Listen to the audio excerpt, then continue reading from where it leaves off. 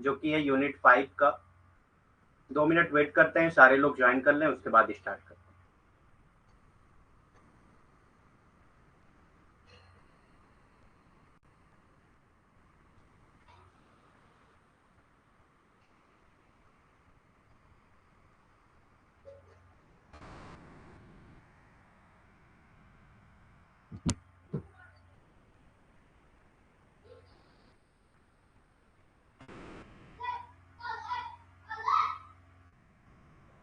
तब तक आप लोग कंफर्म करिए वॉइस एंड पीपीटी क्लियर है या नहीं।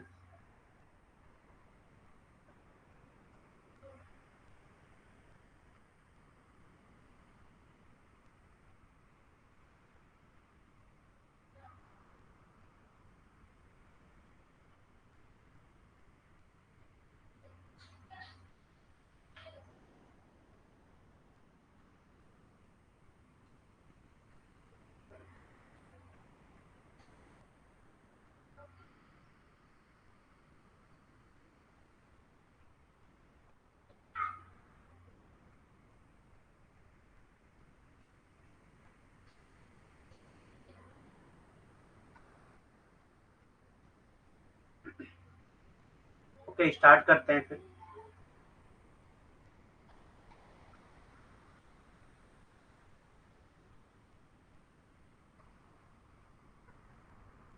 तो जिन्होंने अभी तक फिलर फॉर्म ज्वाइन नहीं किया है वो ज्वाइन कर लें जल्द से जल्द, और मेरा रेफरल कोड यूज कर सकते हैं वो अलीम10, जिससे उनको एक्स्ट्रा 10% का डिस्काउंट मिल जाएगा। अलीम ALEEM10 लिखना है, यहाँ पे स्पेस नहीं देना है आपको, ठीक है। जब भी आपको कोर्स बाई करना हो तो ये कोड यूज करके आप 10% एक्स्ट्रा डिस्काउंट पा सकते हैं। ठीक है, स्टार्ट करते हैं हम लोग। Social moments and protest part 3। Social movement and protest part 3। कल हम लोगों ने हिंदू रिफॉर्म मूवमेंट के बारे में पढ़ा था पूरा। आज हम लोग स्टार्ट करेंगे विद मुस्लिम रिफॉर्म मूवमेंट। ठीक, religious reform movement, reform among Muslims. Religious reform among Muslim, मुसलमानों के बीच धार्मिक सुधार। तो Mohammad Iqbal was one of the greatest poet of modern India। Modern India के जो है मोहम्मद इकबाल जो है वो सबसे ग्रेटेस्ट पोएट माने जाते हैं। ये मॉडर्न होगा, ठीक है। मोहम्मद इकबाल जो है मॉडर्न इंडिया के ग्रेटेस्ट पोएट माने जाते हैं, जिन्होंने सारे जहां से अच्छा लिखा था, ये याद रखिएगा।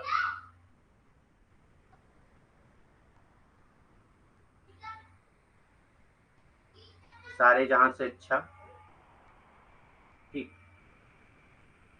सो इन्होंने मुस्लिम रिफॉर्म पे बहुत काम किया है, मॉडर्न इंडिया के सबसे ग्रेटेस्ट पोएट माने जाते हैं। तो ये मुस्लिम रिफॉर्म के लिए इन्होंने बहुत काम किया। मोहम्मद इकबाल आधुनिक भारत के महानतम कवियों में से एक है। एक मोहम्मद इकबाल जो है वो आधुनिक भारत के महानतम कवियों में से एक है। He profoundly influenced the philosophical and religious outlook of the youngster generation of Muslims as well as of Hindus। उन्होंने मुसलमानों और साथ ही हिंदुओं की युवा पीढ़ी के दार्शनिक और धार्मिक दृष्टिकोण को गहराई से प्रभावित किया। तो इनकी शायरी जो है, इनकी पोएट्री जो है वो, उसकी वजह से बहुत से लोग इन्फ्लुएंस होते हैं। तो एक तरह से ना इनका जो है इन्फ्लुएंस रहा फिलोसफिकल एंड रिलीजियस आउटलुक पे, जो भी मुस्लिम की यंगर जनरेशन है उनके ऊपर, या उसके साथ साथ जो है जो हिंदू की यंगर जनरेशन है उनके ऊपर भी इसका असर रहा है, इनकी पोएट्री का असर। ठीक, जैसे उन्होंने एक शायरी लिखी थी कि न समझोगे तो मिट जाओगे हिंदुस्तान वालों, तुम्हारी दास्तां तक भी ना होगी दास्तानों में। ठीक, तो ये क्या है, एक तरह से मतलब समझाने की कोशिश कर रहे हैं इंडिया के लोगों को कि अगर अभी नहीं समझोगे, ये उस वक्त के मतलब पोइट हैं जब जो है अर्ली वही युद्ध चल रहा था इंडिपेंडेंस के लिए, तब के ये पोएट हैं। तो इन्होंने कहा था कि न समझोगे तो मिट जाओगे हिंदुस्तान वालों, तुम्हारी दास्तां तक भी ना होगी दास्तानों। तो इस तरह की बहुत सारी पोएट्रीज आप देखेंगे अल्लामा इकबाल की, जो जिसमें वो क्या करते हैं, समझाने की कोशिश करते हैं मुस्लिम और हिंदू जनरेशन को, उनके रिफॉर्म की कोशिश करते हैं। उन्होंने मुसलमानों और साथ ही हिंदुओं की युवा पीढ़ी के दार्शनिक और धार्मिक दृष्टिकोण को गहराई से प्रभावित किया। तो जो भी धार्मिक दृष्टिकोण है, चाहे हिंदू के धार्मिक दृष्टिकोण हो या मुसलमानों के धार्मिक दृष्टिकोण हो, उनको प्रभावित करने की उन्होंने बहुत ही कोशिश की। ठीक।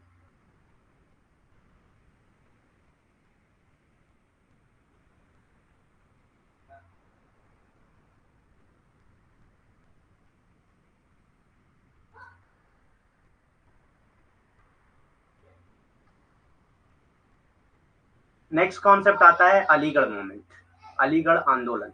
ठीक, ये भी बहुत फेमस मोमेंट है मुस्लिम रिफॉर्म के लिए। ठीक, मुस्लिम रिफॉर्म के लिए, खासतौर से मॉडर्न एजुकेशन के लिए जो है बहुत फेमस माना जाता है अलीगढ़ मूवमेंट, अलीगढ़ आंदोलन, जिसके वजह से ही अलीगढ़ मुस्लिम यूनिवर्सिटी आज पाई जाती है। ठीक, the most important reformer among the Muslim was Syed Ahmad Khan. ठीक, तो ये सबसे मोस्ट इम्पॉर्टेंट रिफॉर्मर माने जाते हैं मुस्लिम्स के। कौन थे? सैयद अहमद खान, जिन्होंने अलीगढ़ मुस्लिम यूनिवर्सिटी की को फाउंड किया। ठीक है, मतलब ये फाउंडर हैं अलीगढ़ मुस्लिम यूनिवर्सिटी के। इनको अंग्रेजों ने, यानी कि इंग्लिश गवर्नमेंट ने इनको एक टाइटल दिया था, सर का खिताब दिया था, सर का टाइटल दिया था। ठीक, सर सैयद अहमद खान के नाम से ये जाने जाते हैं। ठीक, सर सैयद अहमद खान के नाम से ये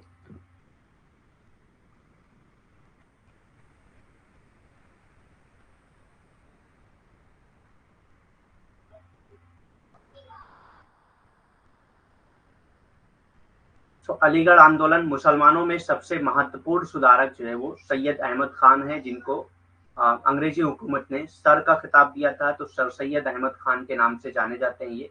17 अक्टूबर की को इनकी पैदाइश हुई थी और 1898 में इनकी डेथ हुई। ठीक, और इनके जो जन्मदिन है उनको सर सैयद डे के नाम से मनाया जाता है।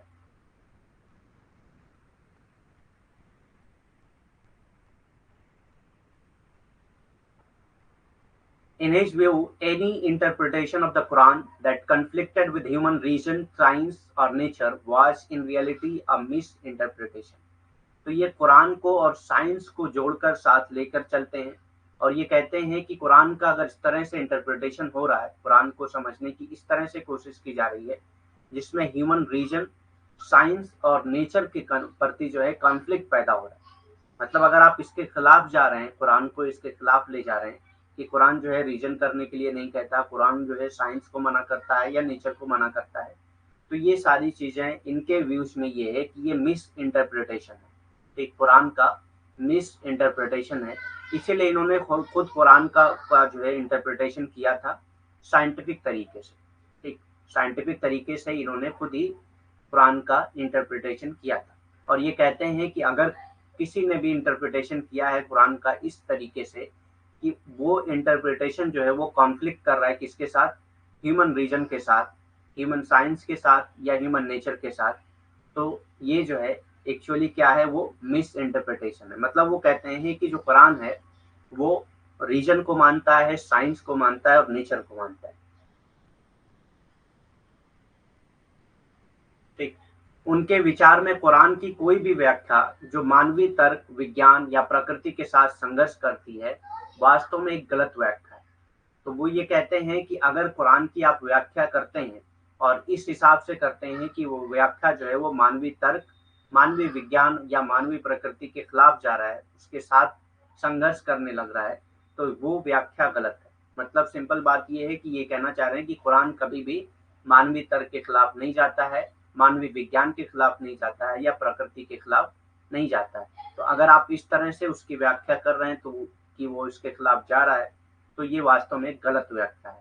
और इन्होंने खुद ही कुरान की व्याख्या की है विज्ञान के पर्सपेक्टिव में, इन साइंस के पर्सपेक्टिव में, विज्ञान को साथ लेकर ही इन्होंने कुरान की व्याख्या की। All his life he struggled against blind obedience to tradition. अपनी पूरी लाइफ में ही इन्होंने जो ट्रेडिशन की ब्लाइंड मतलब अंधभक्ति थी, उसको जो है उसके खिलाफ इन्होंने लड़ाई लड़ी। ठीक, अपनी पूरी लाइफ में जो है इन्होंने जो भी ऐसे ट्रेडिशन थे जो अंधभक्ति के बेस पे थे, अंधविश्वास के बेस पे थे, उनके खिलाफ लड़ाई लड़ी है। Depends on custom, ignorance and irrationalism. जो क्या था? कस्टम पे डिपेंड था, जो इग्नोरेंस, जाहिलियत पे डिपेंड था, यानी कि अज्ञानकारिता पे डिपेंड था, या इरेशनलिटी पे, जो रेशनल तर्क को के खिलाफ था, इन सब के खिलाफ इन्होंने लड़ाई लड़ी है। वे जीवन भर परंपरा के प्रति अंध आज्ञाकारिता, रीति रिवाजों पर निर्भरता, अज्ञानता और तर्कहीनता के खिलाफ संघर्ष करते रहे। ठीक, तो वो अपने जीवन भर किसके खिलाफ संघर्ष करते रहे? जो परंपरा थी, ऐसी परंपरा जो अंध आज्ञाकारिता के बेस पे थी, रीति रिवाज पे जो बेस पे थी, या निर्भरता, अज्ञानता और तर्कहीनता के खिलाफ थी। तो ऐसी चीजों के लिए उन्होंने पूरी अपना जीवन निछावर किया था और अपने जीवन भर इन्होंने इसके खिलाफ संघर्ष किया। ठीक,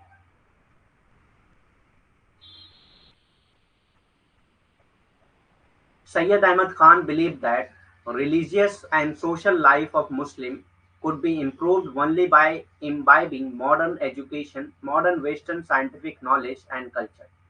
ठीक,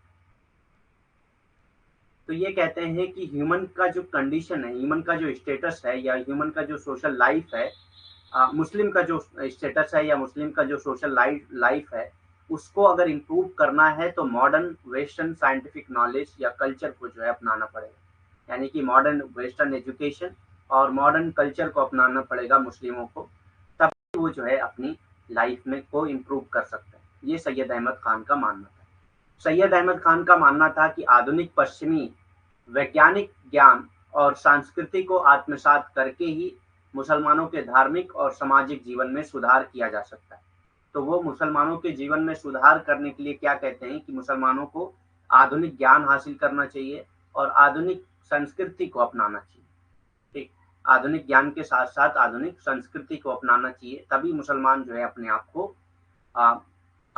को मतलब खुद को जो है वो इम्प्रूव कर सकते हैं, खुद को विकसित कर सकते हैं, वरना पॉसिबिलिटी नहीं है कि मुस्लिम जो है वो खुद को विकसित कर पाएंगे। ठीक,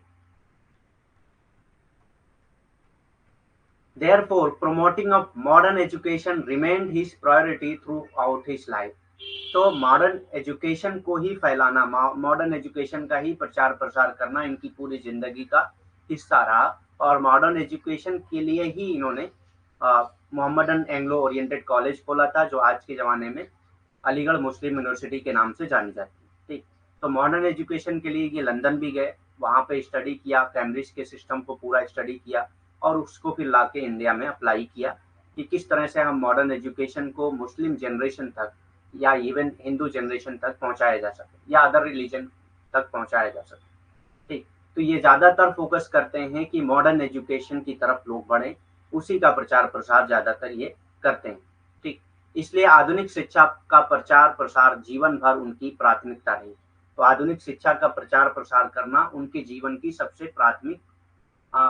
प्राथमिक हिस्सा रहा, क्योंकि ये खुद मॉडर्न एजुकेशन इन्होंने हासिल की थी, और उस वक्त के ये जो है पहले मुरादाबाद में जज के तौर पे थे, फिर बाद में अलीगढ़ में ट्रांसफर हुआ था इनका जज के तौर पे। उस वक्त जो ब्रिटिश गवर्नमेंट थी, ब्रिटिश गवर्नमेंट में ये जज के तौर पे काम कर रहे हैं।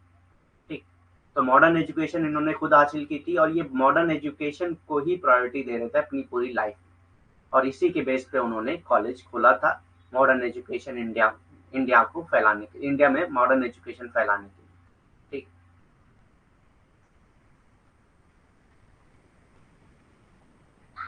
इसीलिए जो है गांधी जी ने इनके बारे में एक बात कही थी, महात्मा गांधी ने इनके बारे में एक बात कही थी कि he is a profit of education. Profit नाम सुना होगा आपने, प्रॉफिट कहते हैं मैसेंजर को, जो मुस्लिम में प्रॉफिट होते हैं उनको मैसेंजर के तौर पे, जो गॉड से मैसेज लाकर लोगों तक पहुंचाते हैं, उन्हीं को प्रॉफिट कहा जाता है। तो इसीलिए गांधी जी ने कहा था कि he is the profit of education.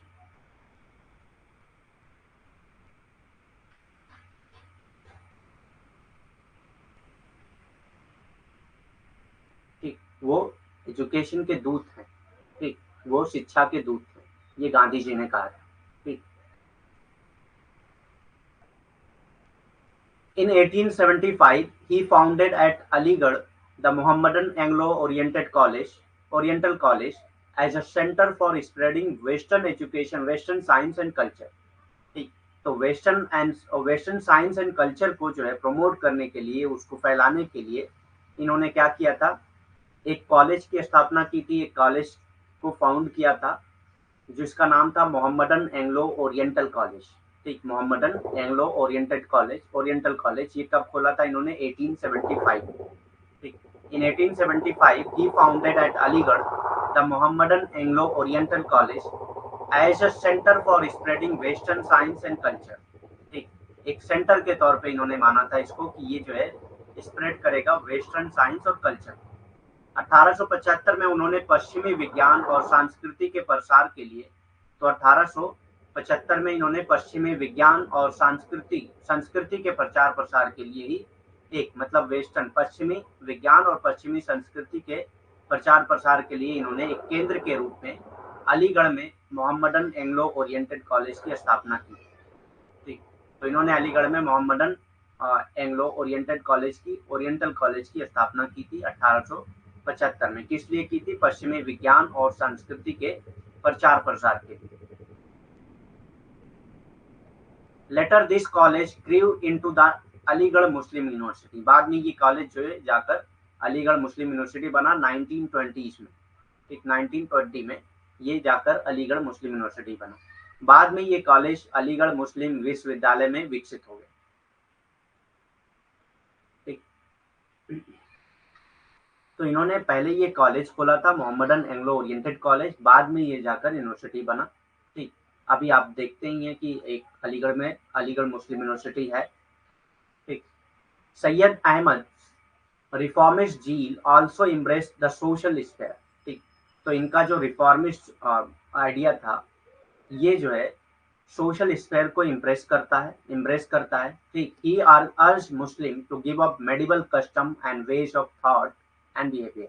ये कहते हैं जो मेडिवल कस्टम है या वेज ऑफ थॉट है या सोचने की जो तरीके हैं उन सबको, या जो बिहेवियर है मेडिवल बिहेवियर है उन सबको छोड़ के मॉडर्न बिहेवियर, मॉडर्न थॉट्स या मॉडर्न कस्टम को अपनाना चाहिए।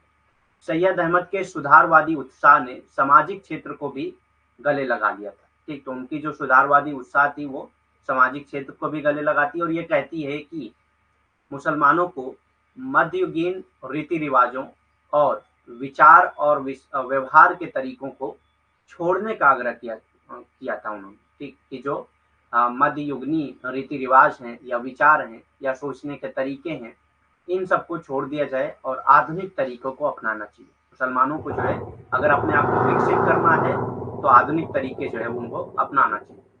ठीक, तो ये सैयद अहमद यानी कि सर सैयद अहमद खान का ये जील था, ये उनका मिशन था। ठीक,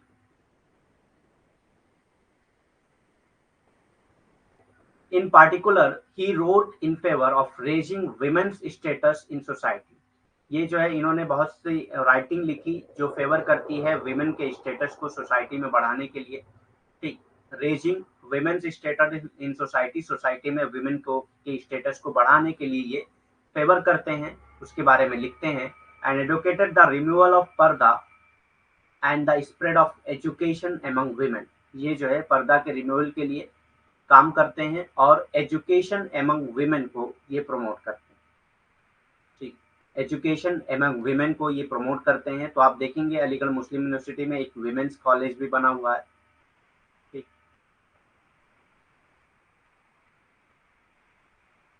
विशेष रूप से उन्होंने समाज में महिलाओं की स्थिति को ऊपर उठाने के पक्ष में ही लिखा है। तो उन्होंने जो भी लिखा है वो समाज में महिलाओं की स्थिति को ऊपर उठाने के लिए ही लिखा है और पर्दा हटाने और महिलाओं में शिक्षा के प्रसार की वकालत की है। पर्दा हटाने का यहाँ मतलब ये नहीं है कि वो पूरी तरीके से पर्दा हटाने की बात करते हैं। वो कहते हैं कि महिलाओं को जो है पर्दे में ना रखा जाए बल्कि उनको बाहर निकल कर आधुनिक एजुकेशन, आधुनिक शिक्षा हासिल करने के लिए छूट दी जानी चाहिए। ठीक, तो महिलाओं के शिक्षा के लिए इन्होंने प्रचार प्रसार किया है और उसकी वकालत की है।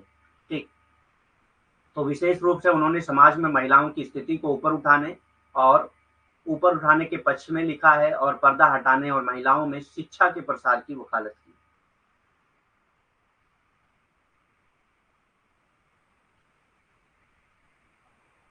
He also condemned the custom of polygamy and easy divorce। इन्होंने जो है पॉलीगैमी यानी कि more than one partner, marriage में मोर देन वन पार्टनर को ये जो है कंडेम करते हैं, और इजी डिवोर्स को यानी कि आसानी से जो तलाक होते हैं उनको जो है ये कंडेम करते हैं। उन्होंने बहु विवाह और आसान तलाक के रीति रिवाजों की भी निंदा की है। ही अपोज कम्युनल फ्रिक्शन, ये कम्युनल फ्रिक्शन को अपोज करते हैं। ठीक, कम्युनल फ्रिक्शन यानी कि सांप्रदायिकता जो है उसका विरोध करते हैं ये। ठीक, उन्होंने सांप्रदायिक वैमनस्य का विरोध करते हैं। उन्होंने बहुविवाह और आसान तलाक के रीति रिवाजों की भी निंदा की है।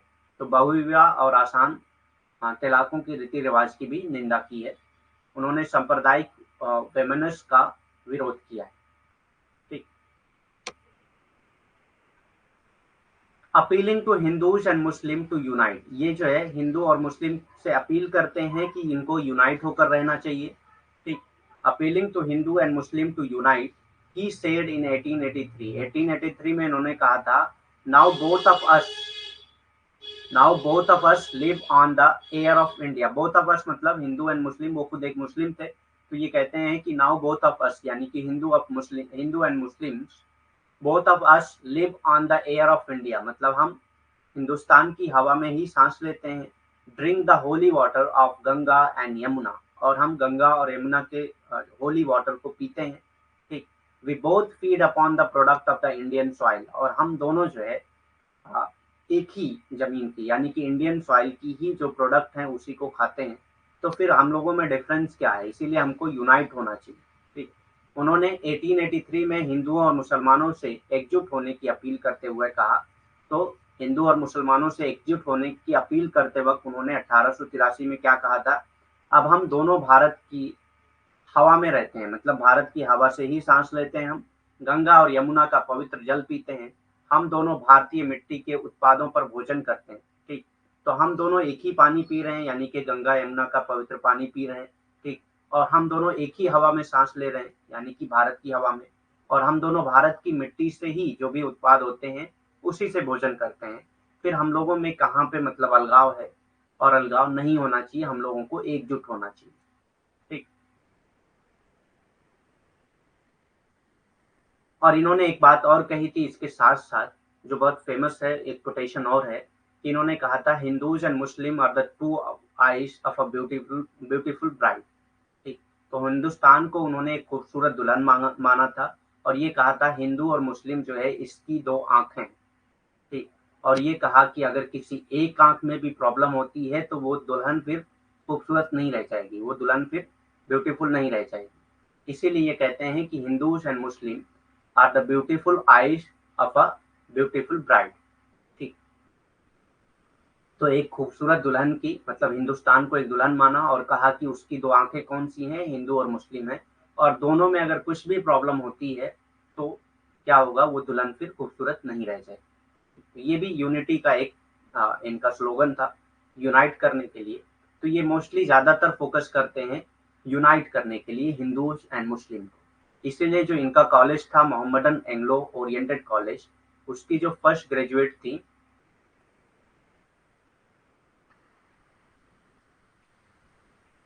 वो थी Ishwari Prasad.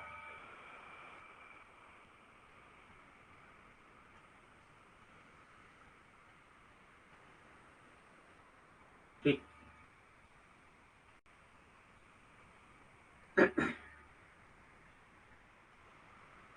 Religious reform among Parsis, Parsis में रिलीजियस रिफॉर्म कौन कौन से हुए थे, पारसियों में धार्मिक सुधार कौन कौन से हुए थे, यानी कि पारसी धर्म जो है उसमें धार्मिक सुधार कौन कौन से हुए थे।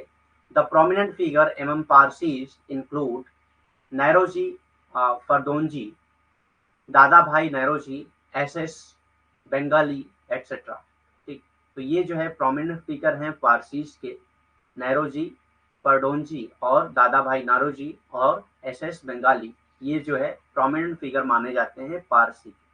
पारसियों की प्रमुख शख्सियत में नैरोजी, परदोंजी, दादा भाई नैरोजी, एस बंगाली आदि शामिल। तो ये प्रोमिनेंट फिगर यानी कि प्रमुख हस्तियां मानी जाती हैं किसकी, पारसी की।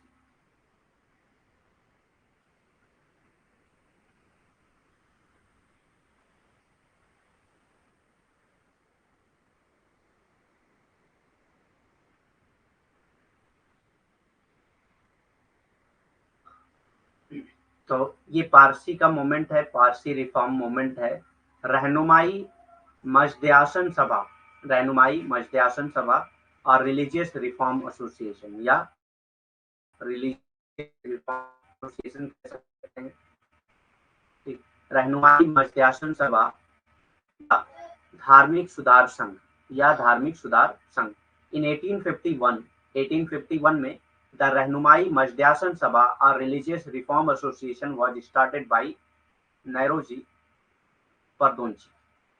ठीक, तो 1851 में रहनुमाई मजदयासन सभा बनाएगी। ये क्या था, एक रिलीजियस रिफॉर्म एसोसिएशन था।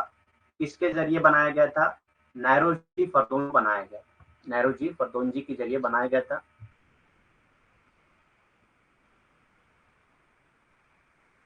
और दादा भाई नौरोजी, एस बंगाली और अदर, इन सब के जरिए ये आंदोलन बनाया गया था।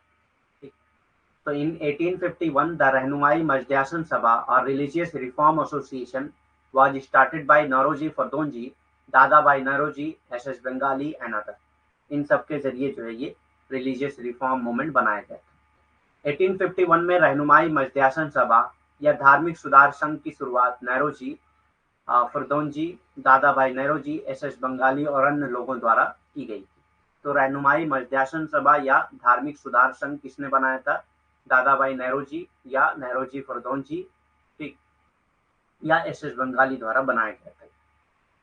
तो ये चीज याद रखिएगा, आप एग्जाम में पूछा जा सकता है इससे related question. Religious reform among the Sikh, Sikh में रिलीजियस रिफॉर्म कौन कौन से हुए थे, सिखों में धार्मिक सुधार कौन कौन से हुए थे वो देखते हैं हम लोग। Religious reform among the Sikhs started at the end of the 19th century when the Khalsa college was started at Amritsar. तो रिलीजियस रिफॉर्म सिख में जो है कब से शुरू हुआ था, 90th सेंचुरी से शुरू हुआ था, जब खालसा कॉलेज बनाया गया था। कहाँ पे है खालसा कॉलेज, अमृतसर में। ठीक, खालसा कॉलेज जब अमृतसर में बनाया गया था, वहीं से जो है सिखों में जो है रिलीजियस रिफॉर्म मूवमेंट शुरू हुआ था, और ये 19th सेंचुरी की बात है। 19वीं शताब्दी के अंत में सिखों के बीच धार्मिक सुधार शुरू हुए जब अमृतसर में खालसा कॉलेज शुरू किया गया था। तो जब अमृतसर में खालसा कॉलेज बनाया गया, तब से जो है सिखों में जो है धार्मिक सुधार शुरू हुआ था। ठीक, 19वीं शताब्दी में जब खालसा कॉलेज बनाया गया था अमृतसर में, तभी से जो है धार्मिक सुधार शुरू हुआ सिखों में। ठीक,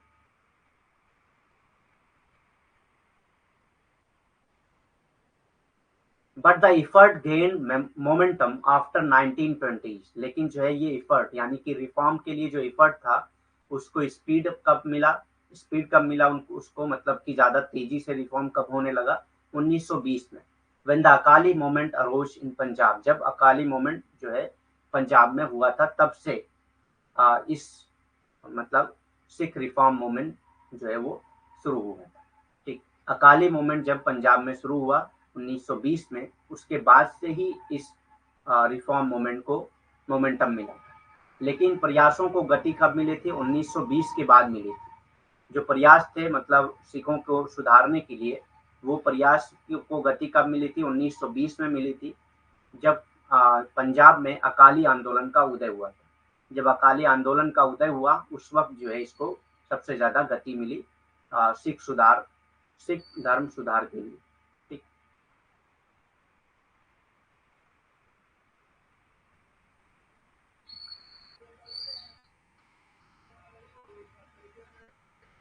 अकाली मूवमेंट पंजाब में कब हुआ था, अकाली आंदोलन Punjab, the main of the Akali was to main of the main aim of the Akali, यानी कि जो अकाली आंदोलन के जो मेंबर थे, उनका मेन एम क्या था, was to purify the management of the gurdwara और सिख श्राइन्स। तो प्यूरिफाई करना, जो भी मैनेजमेंट है गुरुद्वारा के या सिख श्राइन्स के, उन सबको जो है प्यूरिफाई करने का मोमेंट चलाया गया था, अकाली मोमेंट। अकालियों का मुख्य उद्देश्य क्या था, गुरुद्वारों या सिख तीर्थों के, गुरुद्वारा या जो सिख तीर्थ हैं उसके प्रबंधन को शुद्ध करना था। ठीक, प्रबंधन उस वक्त तक सही नहीं चल रहे थे। ठीक, उस प्रबंधन को शुद्ध करना था। अब ये प्रबंधन क्या नहीं सही चल रहे थे, देखते हैं आगे।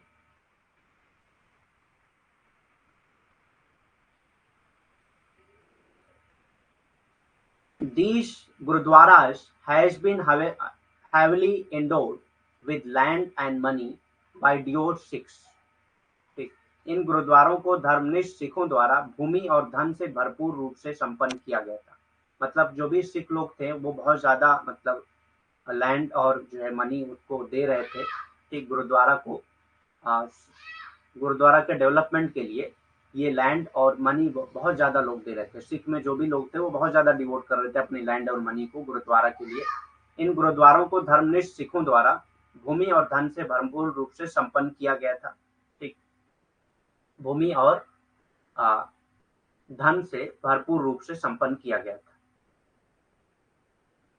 The Sikh masses led by the Akalis started a powerful satyagraha against the Mahanta and the government which aided them.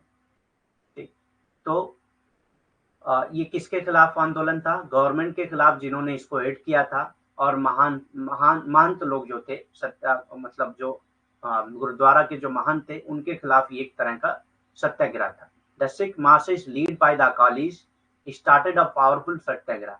तो सिख मासेस जिनको लीड कौन से किया था? अकालीस ने लीड किया था, यानी कि अकाली मूवमेंट के जो मेंबर थे उन्होंने लीड किया। उन्होंने एक सत्याग्रह किया, पावरफुल सत्याग्रह किया। किसके खिलाफ? जो गुरुद्वारा के महंत थे या जिनको जो है गवर्नमेंट के खिलाफ जिन्होंने इसको एड किया था, जिन्होंने इसको एड प्रोवाइड किया था। अकालियों के नेतृत्व में सिख जनता ने महंतों और उनकी सहायता करने वाली सरकार के खिलाफ एक शक्तिशाली सत्याग्रह शुरू किया था। तो 1921 में इन्होंने क्या किया था? अकालियों के नेतृत्व में सिख जनता ने महंतों और उनकी सहायता करने वाले, यानी कि महंत कौन? जो गुरुद्वारा के जो महंत थे उनके खिलाफ जो है इन्होंने आंदोलन शुरू किया, एक सत्याग्रह, शक्तिशाली सत्याग्रह शुरू की। और उनके खिलाफ, उन सरकारों के खिलाफ जिन सरकारों ने जो है इनको बढ़ावा दिया था, जिन सरकारों ने इनको सपोर्ट किया था, ठीक, जिन्होंने इनकी सहायता की, उनके खिलाफ ये आंदोलन चलाया गया था।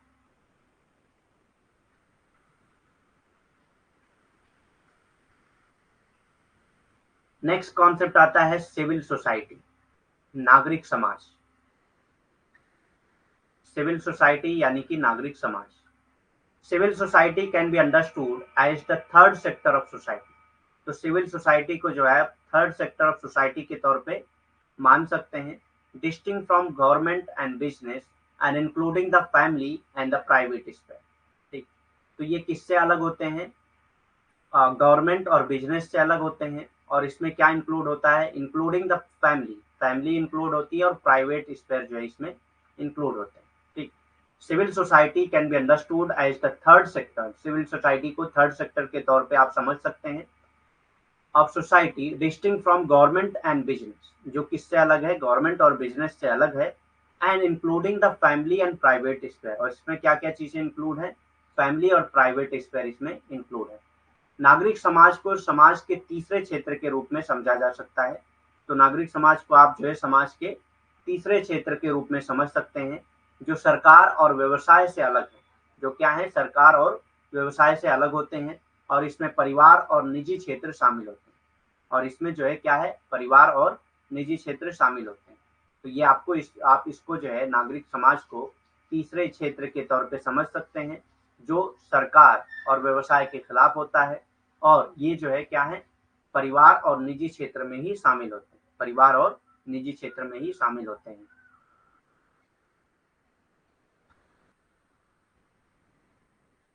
Example of civil society. Civil society के एग्जाम्पल क्या है? CSOs including non government organisation. तो CSOs हैं या जो नॉन गवर्नमेंट ऑर्गेनाइजेशन है वो आ जाते हैं इसमें। प्रोफेशनल एसोसिएशन आ जाते हैं इसमें। फाउंडेशन आ जाते हैं इसमें। इंडिपेंडेंट रिसर्च इंस्टीट्यूट आ जाते हैं इसमें। जो भी इंडिपेंडेंट रिसर्च इंस्टीट्यूट हैं, बहुत सारे इंस्टीट्यूट पाए जाते हैं इंडिया में भी, आप देखेंगे वो इंडिपेंडेंट रिसर्च इंस्टीट्यूट हो जाते हैं, वो भी सिविल सोसाइटी में आ जाती हैं। कम्युनिटी बेस्ड ऑर्गेनाइजेशन आ जाते हैं इसमें। ठीक, कम्युनिटी बेस्ड ऑर्गेनाइजेशन इसमें आ जाते हैं।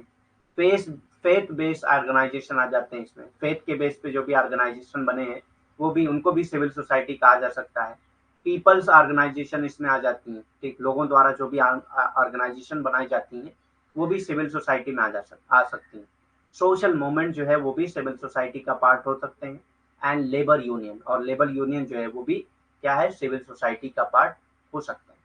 तो क्या क्या शामिल है, सीएसओ शामिल हैं जिसमें नॉन गवर्नमेंट ऑर्गेनाइजेशन शामिल है, जैसे कि professional association, foundation, independent research institute, community based organisation, faith based organisation, people's organisation, social movement and labour union.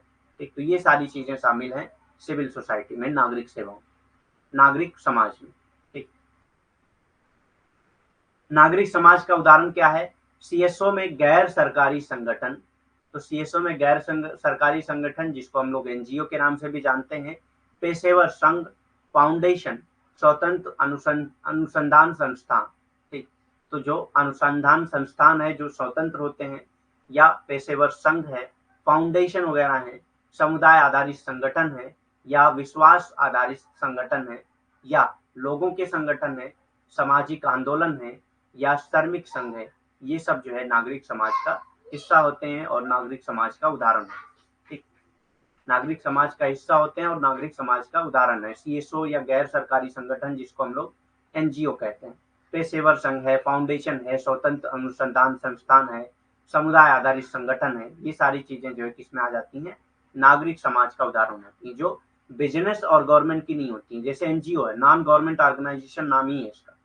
ठीक, यानी कि इसमें गवर्नमेंट का कोई इन्वॉल्वमेंट नहीं होता है।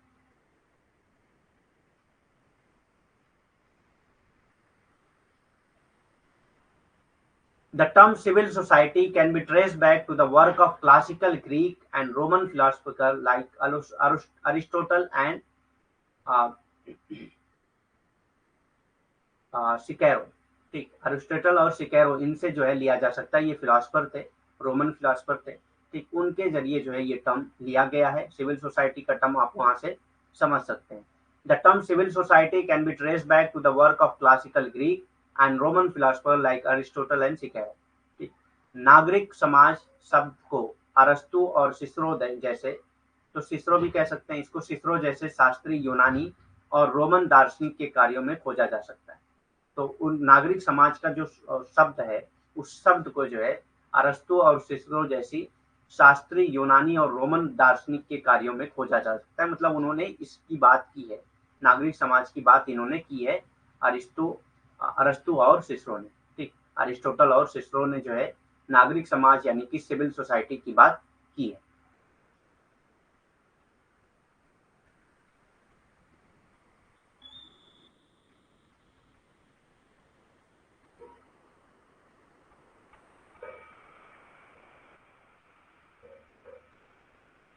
Characteristics of civil society. अब सिविल सोसाइटी के कैरेक्टरिस्टिक क्या होती हैं, एक नागरिक समाज के लक्षण क्या होते हैं। It consist of non state institution, इसमें क्या चीजें आती हैं, ये नॉन स्टेट इंस्टीट्यूशन होते हैं, यानी कि इसमें स्टेट का कोई इन्वॉल्वमेंट नहीं होता है। ठीक, इसमें गवर्नमेंट का कोई इन्वॉल्वमेंट नहीं होता है। It consist of non state institution, ये नॉन स्टेट इंस्टीट्यूशन होते हैं। इसमें गैर राज्य संस्थान शामिल है, यानी कि राज्य के कोई भी संस्थान इसमें शामिल नहीं होते हैं, गैर राज्य संस्थान शामिल होते हैं। गवर्नमेंट का कोई भी संस्थान इसमें शामिल नहीं होता है। नागरिक समाज में कभी भी गवर्नमेंट का कोई संस्थान शामिल नहीं होता है, बल्कि ये क्या है, ये इंडिपेंडेंट संस्थान होता है, ये स्वतंत्र संस्थान होता है जो किसी से इन्फ्लुएंस नहीं होता है। ठीक, it consist of the plethora of organization and institution. ठीक, outside family, state and market, इसमें परिवार, राज्य और बाजार के बाहर बहुत सारे संगठन और संस्थान शामिल हैं।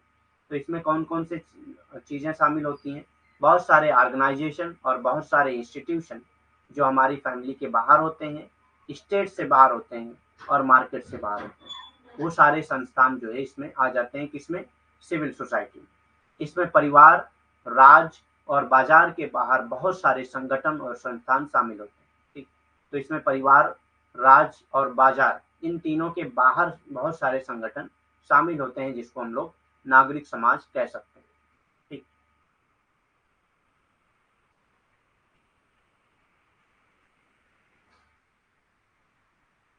It is an organise society, ये क्या है, एक ऑर्गेनाइज सोसाइटी होती है। तो सिविल सोसाइटी जो है वो क्या है, इनऑर्गेनाइज अनऑर्गेनाइज सोसाइटी नहीं होती बल्कि ऑर्गेनाइज सोसाइटी। ठीक, सिविल सोसाइटी जो है वो ऑर्गेनाइज सोसाइटी होती है, ये एक संगठित समाज होता है, असंगठित समाज नहीं बल्कि संगठित समाज होता है। इट इज वॉलेंट्री, ये वॉलेंट्री होता है, कोई भी इसको ज्वाइन कर सकता है, करना चाहे तो कर सकता है, नहीं करना चाहे नहीं कर सकता है। जैसे कि कोई एनजीओ है, एनजीओ अगर कोई ज्वाइन करना चाहे तो कर सकता है, नहीं ज्वाइन करना चाह रहा है नहीं कर सकता है। या कुछ वेलफेयर एक्शन के कुछ काम हो रहे हैं, उसमें अगर कोई ज्वाइन करना चाह रहा है तो कर सकता है, और नहीं ज्वाइन करना चाह रहा है तो नहीं कर सकता है, नहीं करना है उसको, ठीक। तो सिविल सोसाइटी क्या है, ये वॉलंटरी होता है, किसी को फोर्स नहीं किया जाता है इसको ज्वाइन करने के लिए, ठीक। ये स्वैच्छिक होता है, ठीक। स्वैच्छिक मतलब किसी को फोर्स नहीं किया जाता है, सब अपनी इच्छा से ही इसमें ज्वाइन होते हैं, अपनी इच्छा से ही सब इसमें ज्वाइन होकर काम करते हैं। इट इज ऑटोनॉमस बॉडी, ये क्या है, एक ऑटोनॉमस बॉडी है, ठीक। खुद ही रूल बनाती है, खुद ही उसको फॉलो करती है, ऑटोनॉमस बॉडी है ये, ठीक। ये क्या है, स्वायत्त निकाय होती है, ठीक। स्वायत्त निकाय यानी कि ऑटोनॉमस बॉडी होती है।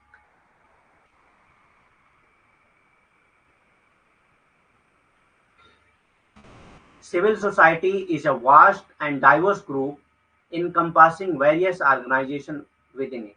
तो सिविल सोसाइटी क्या है, एक डाइवर्स ग्रुप है, एक बहुत बड़ा जो है डाइवर्स ग्रुप है, वास्ट एंड डाइवर्स ग्रुप है, जिसमें बहुत सारे ऑर्गेनाइजेशन शामिल है, जिसमें बहुत सारे ऑर्गेनाइजेशन शामिल होते हैं, लेकिन उसमें गवर्नमेंटल ऑर्गेनाइजेशन, गवर्नमेंट के ऑर्गेनाइजेशन जो है वो शामिल नहीं होते। तो सिविल सोसाइटी जो है एक बहुत बड़ा टर्म है, बहुत बड़ा ग्रुप है, जिसमें कौन से लोग होते हैं, जिसमें बहुत सारे ऑर्गेनाइजेशन जो है वो शामिल होते हैं, ठीक। नागरिक समाज एक विशाल और विविध समूह है जिसमें विभिन्न संगठन शामिल होते हैं। तो नागरिक समाज क्या है, कोई छोटा मोटा समूह नहीं होता है, बल्कि एक विशाल और विविध समूह होता है, ठीक।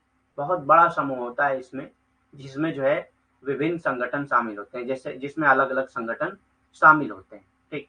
बल्कि इसमें जो है ऐसे संगठन ही शामिल होंगे जो सरकारी संगठन ना हो, ठीक। सरकारी संगठन इसमें कभी भी नागरिक समाज में कभी भी सरकारी संगठन शामिल नहीं होते, ठीक।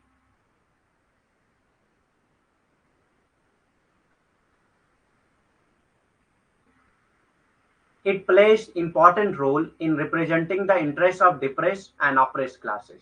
ये एक important role अदा करता है किसको represent करने के लिए, जो भी डिप्रेस क्लास है, या उनको रिप्रेजेंट करने के लिए, या उनके इंटरेस्ट को रिप्रेजेंट करने के लिए, जो डिप्रेस क्लास हैं, जो ऑप्रेस क्लास हैं, या जो मोबिलाइजेशन ऑफ रिसोर्सेज है, पॉलिसी एडवोकेसी है, regulating among monitoring state action, ये सब काम जो है कौन करता है, ये सिविल सोसाइटी करती है।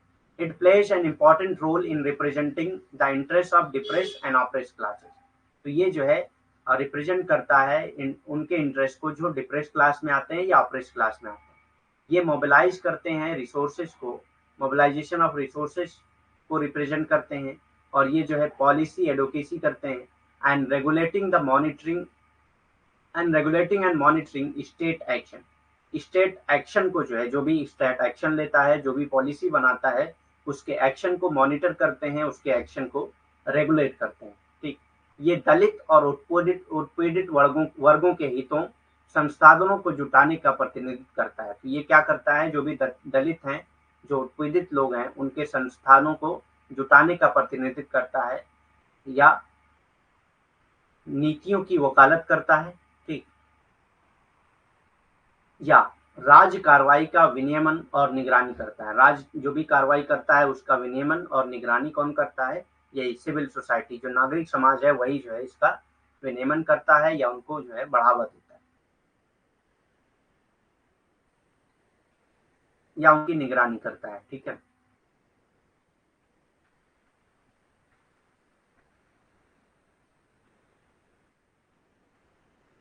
तो ये आता है सिविल सोसाइटी का कॉन्सेप्ट। इनसे इसमें जो है एनजीओ वगैरह भी आ जाते हैं, जो भी एनजीओ है, नॉन गवर्नमेंटल ऑर्गेनाइजेशन है, ऑर्गेनाइजेशन आ जाते हैं, एसोसिएशन, डिफरेंट पीपल्स एसोसिएशन जो है, वो सब चीजें इसमें आ जाती हैं। हम लोग पीछे पढ़ चुके हैं इसके बारे में, ठीक। नेक्स्ट कॉन्सेप्ट हम लोग का आता है सिटीजनशिप। नेक्स्ट है सिटीजनशिप। मैं 1 मिनट में आता हूँ।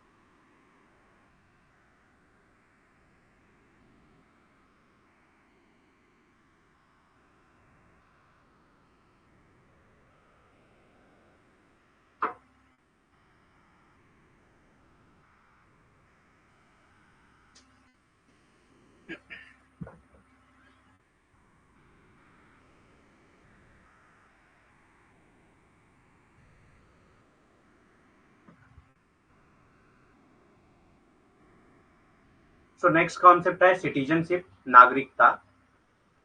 एक सिटीजनशिप यानी कि नागरिकता। The sociologist T H. Marshall gave the following definition of citizenship in 1950. 1950 में जो है टी.एच. मार्शल ने डेफिनेशन दी थी सिटीजनशिप की, और उन्होंने क्या कहा था इसमें? Citizenship is a status bestowed on those who are full member of a community. ठीक, तो सिटीजनशिप क्या है? एक ऐसा स्टेटस है जो किसको दिया जाता है? जो किसी कम्युनिटी के फुल मेंबर होते हैं। ठीक, किसी कम्युनिटी के फुल मेंबर होते हैं, उन्हीं को ये स्टेटस दिया जाता है। तो according to T H. Marshall, citizenship is a status which bestowed on those who are full member of the community और सोसाइटी। ठीक, जो भी किसी कम्युनिटी के, किसी सोसाइटी के फुल मेंबर होते हैं, उनको सिटीजनशिप का स्टेटस दिया जाता है। ये अकॉर्डिंग टू टी.एच. मार्शल ये सिटीजनशिप की डेफिनेशन। समाजशास्त्री टी.एच. मार्शल ने 1950 में नागरिकता की निम्नलिखित परिभाषा दी। तो नागरिकता की परिभाषा टी.एच. मार्शल ने 1950 में दिया था, और उसमें नागरिकता के बारे में उन्होंने क्या कहा था? तो नागरिकता एक दर्जा है जो उन्हें दिया जाता है। तो नागरिकता क्या है? एक दर्जा है जो उन लोगों को दिया जाता है जो एक समुदाय के पूर्ण सदस्य होते हैं। जो क्या है? एक समुदाय के पूर्ण सदस्य होते हैं, उनको ही नागरिकता का दर्जा दिया जाता है। कोई अगर जो है टेम्पररी सदस्य है तो उसको ये दर्जा नहीं दिया जाता। ठीक, तो सिटीजनशिप की डेफिनेशन ये इस तरह से बताते हैं कि एक दर्जा है जो उनको दिया जाता है जो पूरी तरीके से पूर्ण सदस्य होते हैं किसी भी समुदाय के। ठीक, और ये डेफिनेशन उन्होंने 1950 में दी।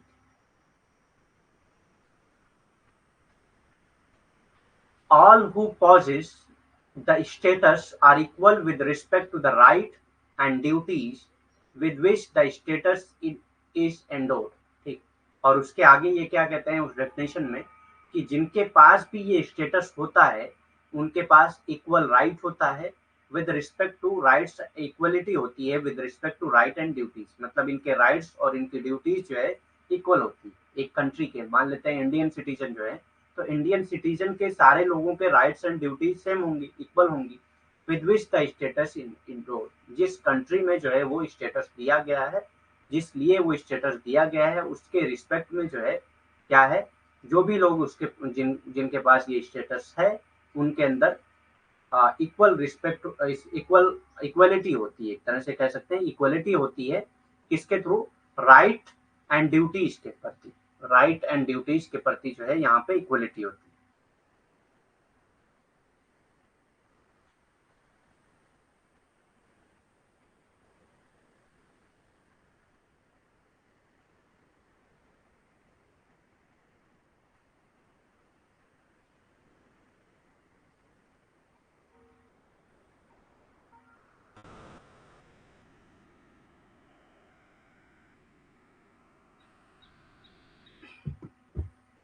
वे सभी जिनके पास हैसियत है उन अधिकारों और कर्तव्यों का, हैसियत मतलब कि ये जो दर्जा है, जिनके पास इस चीज का दर्जा है कि मतलब वो नागरिक हैं किसी चीज, किसी शहर के, किसी कंट्री के नागरिक हैं, किसी समुदाय के अगर वो नागरिक हैं, तो उनके पास जो है अधिकारों और कर्तव्यों के संबंध में समान है। तो वो अधिकारों और कर्तव्यों के संबंध में जो है समान होते हैं।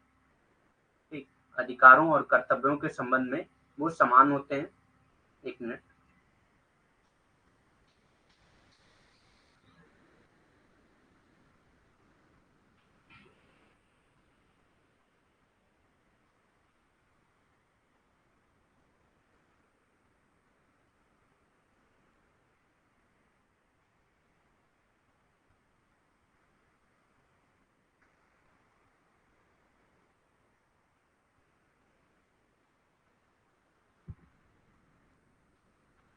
वे सभी जिनके पास ये दर्जा है, हैसियत मतलब जो दर्जा है, जो नागरिकता का दर्जा है, जिनके पास भी है, वे अधिकारों और कर्तव्यों के संबंध में समान होते हैं जिनके साथ वो स्थिति संपन्न है। मतलब जिनके साथ वो स्थिति है, मतलब जो लोग भी नागरिक हैं, उनके साथ जो है ये समानता होती है अधिकारों और कर्तव्यों के बीच में। ठीक, ये मार्शल का कहना है, टी.एच. मार्शल का ये कहना है। T.H. Marshall also defined citizenship in his class। तो इन्होंने सिटीजनशिप जो है एक दूसरी तरह से भी डिफाइन करते हैं कि सिटीजनशिप एंड सोशल डेवलपमेंट 1973, ठीक, class citizenship and social development. इसमें उन्होंने जो है सिटीजनशिप को डिफाइन किया है in terms of membership of a community. Membership, community के एक मेंबरशिप के तौर पे इन्होंने सिटीजनशिप को डिफाइन किया है, विच bring three type of right, जिसके जरिए जो है 3 तरह की राइट मिलती हैं उस सिटीजन को, उस मेंबर ऑफ कम्युनिटी को जिनको सिटीजनशिप मिली है, उनके पास 3 तरह की राइट होती हैं। वो 3 तरह के राइट कौन कौन से होते हैं? राइट एंड ड्यूटीज होती हैं। वो 3 तरह की राइट्स एंड ड्यूटीज कौन कौन सी होती हैं? Which are civic right, political right and social right. जो क्या है? सिविक राइट होते हैं, पॉलिटिकल राइट होते हैं और सोशल राइट होते हैं। तो ये 3 तरह की राइट जिनके पास हैं, उनको जो है, अगर कोई एक मेंबर ऑफ कम्युनिटी है, वो 3 तरह के राइट रख सकता है, मतलब सिविक राइट है, पॉलिटिकल राइट है उसके पास और सोशल राइट है, तो उसको सिटीजन कंसीडर किया जा सकता है अकॉर्डिंग टू मार्क्स। ये डिफाइन किया था उन्होंने class, citizen and social development में, जो कि पब्लिश हुई थी 1973 में।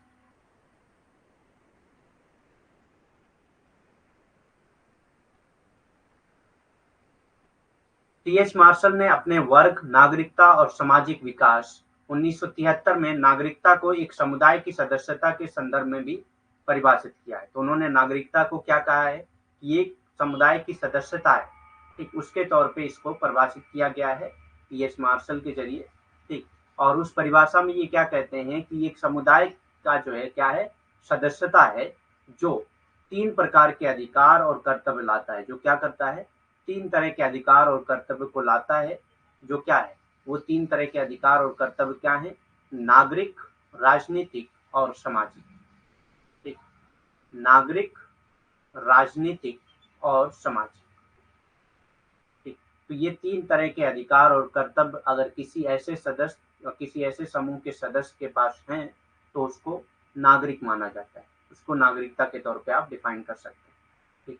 तो टी.एच. मार्शल ने अपने वर्ग नागरिकता और सामाजिक विकास 1973 में नागरिकता को एक समुदाय की सदस्यता के संदर्भ में भी परिभाषित किया है, जो 3 प्रकार के अधिकार और कर्तव्य लाता है। कौन कौन से अधिकार और कर्तव्य हैं?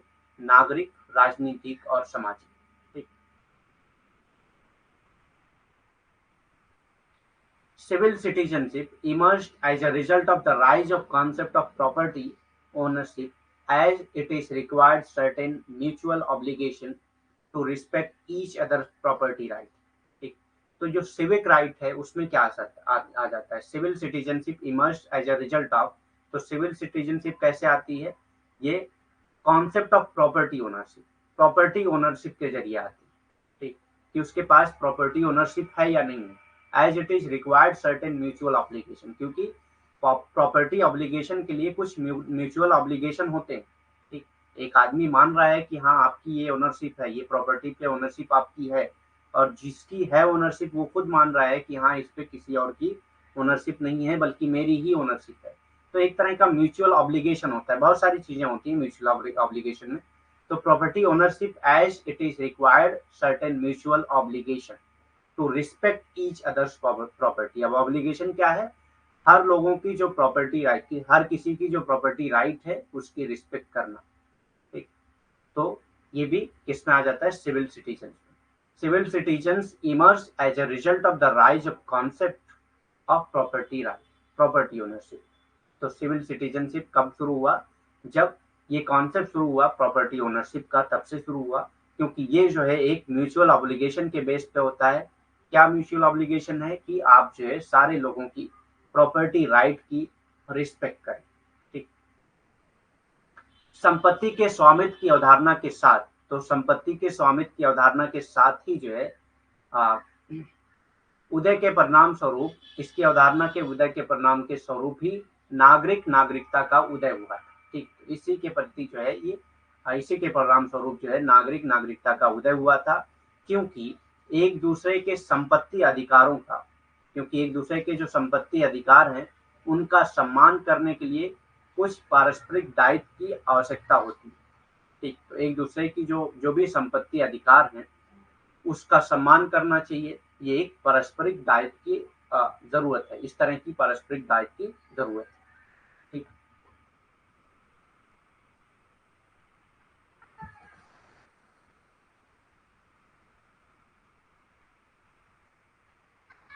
Marxist scholar believes citizenship as a concept is a myth.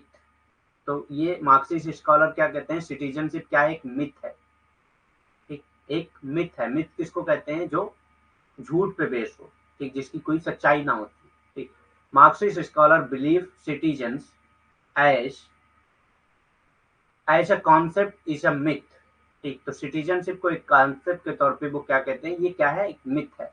As there is no equality in a capital society, capitalist society, क्योंकि एक कैपिटलिस्ट सोसाइटी के भी सिटीजन होते हैं, लेकिन कैपिटलिस्ट सोसाइटी में कोई भी इक्वलिटी नहीं होती।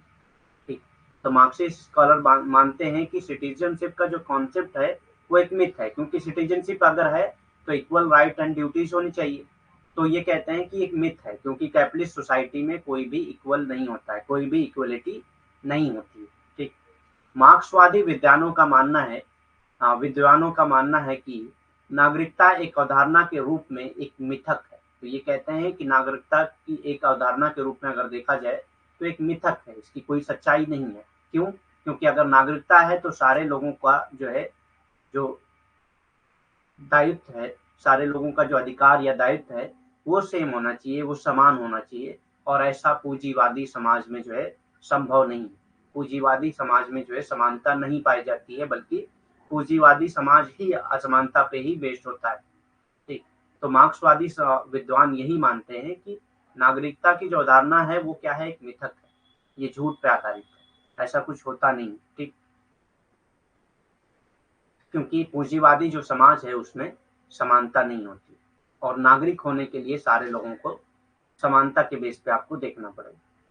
True equality can only be there if forces of production can be collectively owned.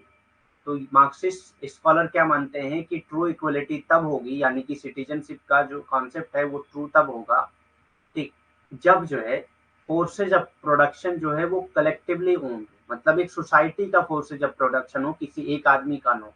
मतलब कि सिंपल बात ये कि सोशलिस्ट सोसाइटी में ही जो है ट्रू इक्वलिटी या ट्रू सिटीजनशिप आ सकती है, सोशलिस्ट समाज में ही। ठीक, यानी कि समाजवादी समाज में ही जो है क्या हो सकता है, इक्वलिटी आ सकती है। ठीक, true equality can only be there if the forces of production can be collectively own. अगर जो फोर्सेज ऑफ प्रोडक्शन है वो कलेक्टिवली ओन हो तभी इक्वलिटी आ सकती है। तो ऐसा कब होगा, मार्क्स ने क्या कहा है, ऐसा सोशलिस्ट सोसाइटी में होगा। ठीक, सच्ची समानता तभी हो सकती है जब उत्पादन की शक्तियों का सामूहिक स्वामित्व हो।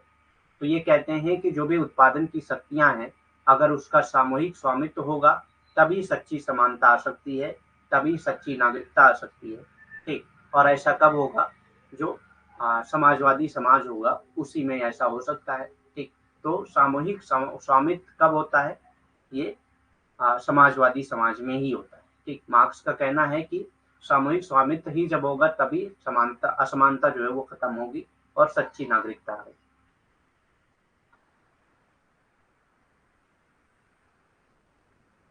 A capitalist society can only have classes of citizens। तो कहते हैं कि एक कैपिटलिस्ट सोसाइटी में जो है क्लासेज ऑफ सिटीजन हो सकते हैं, मतलब कि एक सिटीजन तो हो सकते हैं लेकिन उनके अलग अलग क्लास हो सकते हैं। कोई अपर क्लास से बिलोंग करेगा,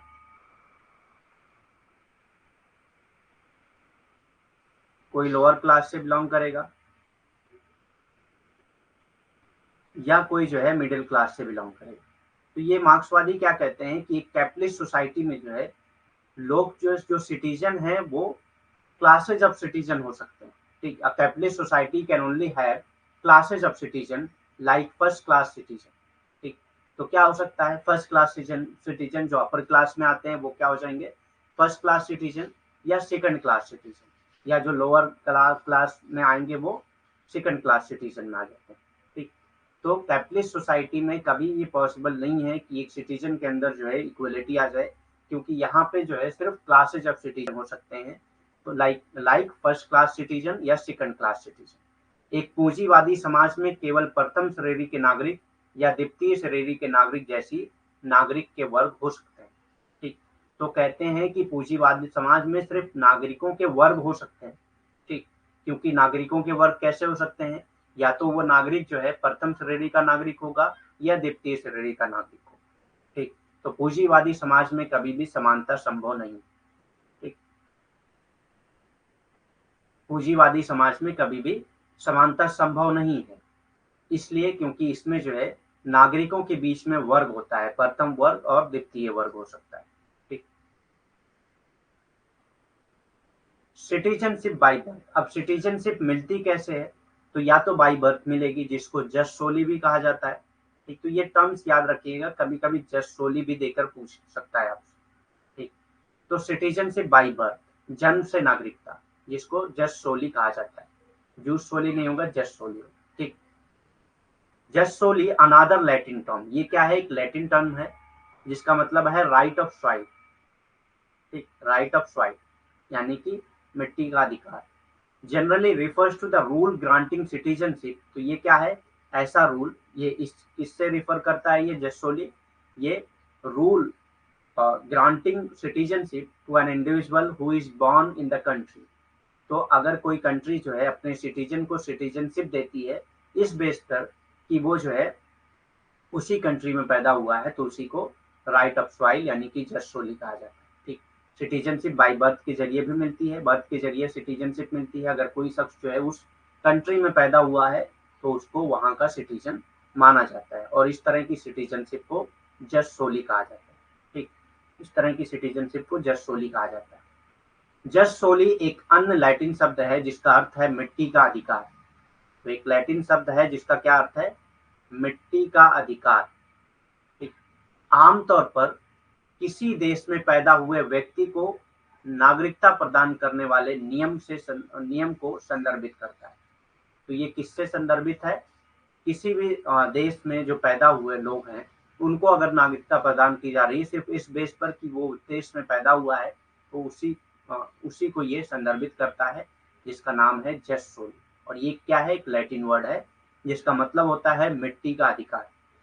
ठीक, तो अगर पैदा होने के बेस पे, मतलब आपकी पैदाइश उसी कंट्री में हुई है इसलिए आपको नागरिकता मिल रही है, तो इसको जस्ट सोली कहा जाता है। ठीक,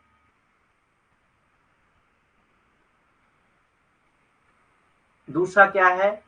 नेचुरलाइजेशन। नेचुरलाइजेशन के जरिए भी सिटीजनशिप मिलती है। Naturalisation is another common route to citizenship. Naturalisation क्या है? एक दूसरा तरीका है सिटीजनशिप का। And usually applies to those, और ये किस पे अप्लाइज होता है? To those who have enter the country through legal mean, जिन्होंने लीगल मीन के जरिए इस कंट्री में, जो भी लोग आए हैं लीगल मीन के जरिए कंट्री में, सच एज पॉलिटिकल अजाइलम और having lawfully lived there for a mandated period. और या तो जो है वो लॉफुली किसी मैंडेटेड पीरियड तक रहते हैं। जैसे इंडिया में क्या है, 2014 से पहले जो लोग आए, जो बिल पास हुआ था कि 2014 से पहले जो भी सिटीजनशिप एक्ट जो पास हुआ था, ठीक, उसमें क्या कहा गया था कि 2014 से पहले जो भी लोग आए हैं उनको सिटीजनशिप दिया जाएगा। ठीक, कुछ और उसमें कंडीशन है, उसके उस पे नहीं जाते हम लोग। तो ये क्या है? 2014 क्या है? एक मैंडेटेड पीरियड। तो हर कंट्री का एक मैंडेटेड पीरियड होता है कि अगर आप उतने दिन तक उस कंट्री में रह जाते हैं तो आपको वहां की सिटीजनशिप मिल जाती है। तो इसी टर्म को क्या कहा जाता है? नेचुरलाइजेशन कहा जाता है। ठीक, तो नेचुरलाइजेशन क्या है? एक दूसरा टर्म है, किस लिए है? Common route to citizenship and usually applied to those, और ये उन लोगों पे अप्लाई होता है जो कंट्री में लीगल तरीके से आते हैं। लीगल तरीके से आएंगे तो उनका कोई रिकॉर्ड नहीं होगा, वो कितने दिन तक रह रहे हैं, कब तक कब आए थे, कब जा रहे हैं। ठीक, तो उनका कोई मतलब रिकॉर्ड नहीं होता है। तो जो लीगल तरीके से इंटर किए हैं कंट्री में, जैसा कि पॉलिटिकल अजाइलम और having lawfully lived there for a mandated period, या जो लॉ ने डिसाइड किया है एक मैंडेटेड पीरियड, उस पीरियड तक आप रहते हैं, तब भी आपको जो है सिटीजनशिप मिल जाएगी। जैसे किसी कंट्री की है कि आप 5 साल तक, 5 ईयर तक अगर रह गए तो आपको वहां की सिटीजनशिप मिल जाएगी। किसी कंट्री में है 14 ईयर, 15 ईयर, जो भी फिक्स हो। ठीक, इतने दिन तक अगर आप रहते हैं तो आपको सिटीजनशिप मिल जाएगी। ठीक, तो इस टर्म को अगर आप टर्म्स के बेस पे कि मतलब कितना दिन आप उस कंट्री में रहे हैं, हालांकि ये पता है कि आप उस कंट्री में पैदा नहीं हुए, उस कंट्री में आपका बर्थ नहीं हुआ है, लेकिन आपको इस बेसिस पे रखा जा रहा है कि आप जो है इतना दिन उस कंट्री में रहे हैं, इस बेसिस पे आपको सिटीजनशिप मिल रही है, तो उसको नेचुरलाइजेशन कहा जाता है। ठीक, समीकरण कहा जाता है या प्राकृतिकरण कह सकते हैं। ठीक, प्राकृतिकरण ज्यादा बेस्ट वर्ड होगा इसके लिए, नेचुरलाइजेशन के लिए। प्राकृतिकरण नागरिकता का एक अन्य समान मार्ग है। ठीक, तो प्राकृतिकरण क्या है? नागरिकता का एक अन्य समान मार्ग है और आमतौर पर उन लोगों पर लागू होता है। ये आमतौर पर किन पे लागू होता है? उन लोगों पर लागू होता है जो कानूनी तरीके से देश में प्रवेश करते हैं। जो क्या है? कानूनी तरीके से देश में प्रवेश करते हैं, गैर कानूनी तरीके से ना करते हो, कानूनी तरीके से अगर देश में प्रवेश करते हो तो ऐसे लोगों पे ये प्राकृतिकरण लागू होता है। ठीक, ऐसे लोगों पे प्राकृतिकरण लागू होता है, जैसे कि राजनीतिक शरण, या जैसे कि राजनीतिक शरण है, या अनिवार्य अवधि के लिए कानूनी रूप से वहां रहना, या कुछ अनिवार्य अवधि होती है हर देश की। ठीक, हर कंट्री की कुछ अनिवार्य अवधि होती है कि आप 10 साल हमारी कंट्री में रहेंगे तो आपको सिटीजनशिप मिल जाएगी, या आप जो है 5 साल रहेंगे, जो भी अवधि हो, उस अनिवार्य अवधि तक अगर आप रहते हैं, उसके बाद आपको अगर नागरिकता मिलती है तो उसको प्राकृतिकरण कहा जाता है। ठीक, तो उसको क्या कहेंगे? प्राकृतिकरण कहा जाता है। ठीक, तो प्राकृतिकरण नागरिकता का एक अन्य समान मार्ग है और यह आमतौर पर उन लोगों पर लागू होता है जो कानूनी तरीके से देश में प्रवेश करते हैं, जैसे कि राजनीतिक शरण, या एक अनिवार्य अवधि के लिए कानूनी रूप से वहां रहते हैं। ठीक, सिटीजनशिप बाय मैरिज, मैरिज के जरिए सिटीजनशिप मिलती है। जैसे बहुत से कंट्रीज के कानून है, अमेरिका में ग्रीन कार्ड दे दिया जाता है मैरिज के लिए। ठीक, मैरिज के बाद तो एक तरह की सिटीजनशिप दे दी जाती है वहां पे। Citizenship by marriage, non legally as just matrimony, इसको जो है जस्ट मैट्रोमनी के नाम से जाना जाता है। जस्ट मैट्रोमोनी के नाम से जाना जाता है ये, non legally as just matrimony, becoming a naturalize citizen, एक नेचुरलाइज सिटीजन बनने का प्रोसेस है। By marrying an individual which citizens have become common practice since it was introduced in the wake of the second world war. तो ये कब introduce किया गया था मैरिज के जरिए सिटीजनशिप? ये सेकंड वर्ल्ड वॉर में इंट्रोड्यूस किया गया था और उसके बाद जो है ये बहुत कॉमन प्रैक्टिस बन गया। लोग जो है सिटीजनशिप हासिल करने के लिए मैरिज कर लेते हैं वहाँ के सिटीजन से। जैसे आप अगर एक इंडियन है, वो जाकर जो है आ, अमेरिका में शादी कर ले रहा है अमेरिकन सिटीजन से, तो उसको एक तरह की सिटीजनशिप दे दी जाएगी। ठीक, तो ये सिटीजनशिप बाय मैरिज यानी कि जस्ट मैट्रोमनी। ठीक, ये वर्ल्ड वॉर सेकंड के बाद ये इंट्रोड्यूस किया गया था, तब से ये बहुत कॉमन प्रैक्टिस बन गई। ठीक,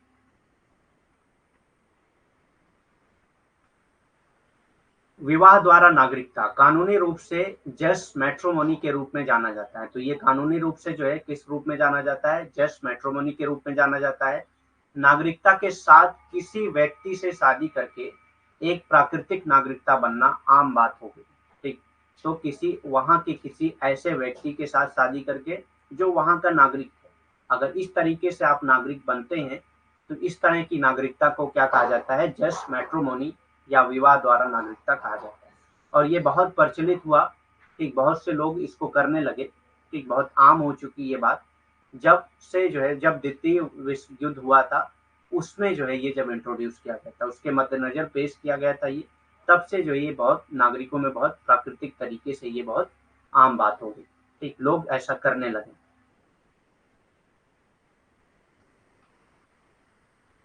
इसके बाद 5 यूनिट बचेगी, लेकिन हम लोग का 30 अक्टूबर से पहले हम लोग का सिलेबस कंप्लीट हो जाएगा, क्योंकि बाकी जो यूनिट्स हैं वो 2 दिन 4 दिन ऐसी की हैं, ज़्यादा लंबी नहीं है।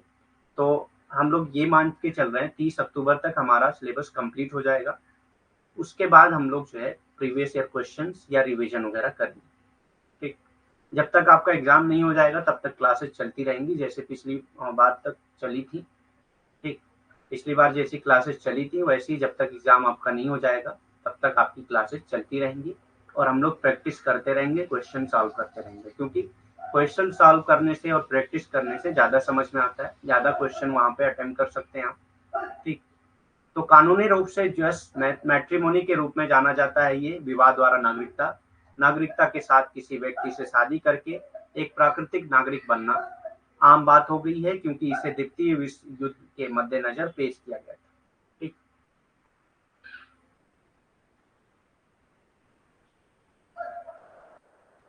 Rules differs across the world. अब इसके जो रूल्स हैं वो पूरी दुनिया में अलग अलग हैं।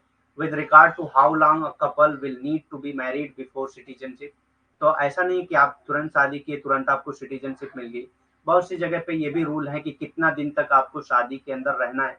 ऐसा हो तो आप क्या कहेंगे, 1 घंटे के लिए शादी कर लेंगे सिटीजनशिप पाने के लिए। तो ये अलग अलग कंट्री के अलग अलग रूल होते हैं कि कितना दिन तक आपको मैरिड लाइफ जीना है तभी आपको सिटीजनशिप मिलेगी। Will be granted and other nation also extend this right to couples in civil partnership. ठीक। तो अलग अलग रूल हैं सारी चीजों से रिलेटेड। तो जस्ट मैट्रिमोनी के अलग अलग रूल होते हैं, अलग अलग कंट्री के अलग रूल होते हैं। ठीक। हाँ, रिवीजन भी यूनिट वाइज कराएंगे, इस बार रिवीजन जो होगा वो यूनिट वाइज होगा। ठीक। सारी चीज यूनिट वाइज की जाएगी। पहले हम लोग रिवीजन यूनिट वाइज करेंगे, उसके बाद हम लोग क्वेश्चन यूनिट वाइज करेंगे, फिर उसके बाद पीवाईक्यू करेंगे। ठीक। हालांकि पीवाईक्यू और जो हम लोग क्वेश्चन करेंगे वो लगभग सेम ही होगा।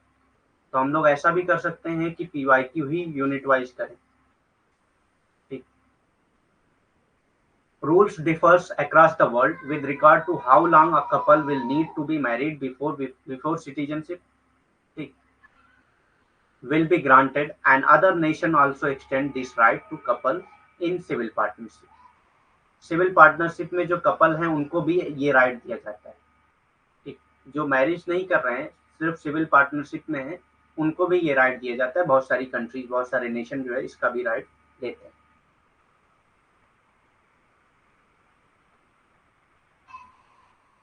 दुनिया भर में इस संबंध में अलग अलग नियम हैं कि नागरिकता प्रदान करने से पहले एक जोड़े को कितने समय तक शादी की आवश्यकता होगी। मतलब वो शादी करने के बाद कितने समय तक रहेंगे तब उनको नागरिकता मिलेगी। ठीक। कितने समय तक शादी के लिए आवश्यकता होगी तभी उनको नागरिकता मिलेगी। ऐसा दुनिया भर में अलग अलग रूल है। ठीक। हर कंट्री का, हर देश का अलग अलग रूल होता है। और अन्य राष्ट्र की नागरिक भागीदारी में जोड़ों के लिए इस अधिकार का विस्तार है। ठीक। तो जो भी नागरिक जोड़े हैं उनके लिए भी ये नागरिकता का अधिकार दिया जाता है। ठीक। जो शादी नहीं करते हैं लेकिन वो एक नागरिक जोड़े के तौर पे रहते हैं तो उनको भी ये अधिकार दिया जाता है। नहीं, पीएचडी मेरी अभी चल रही है, अभी पीएचडी किया नहीं है।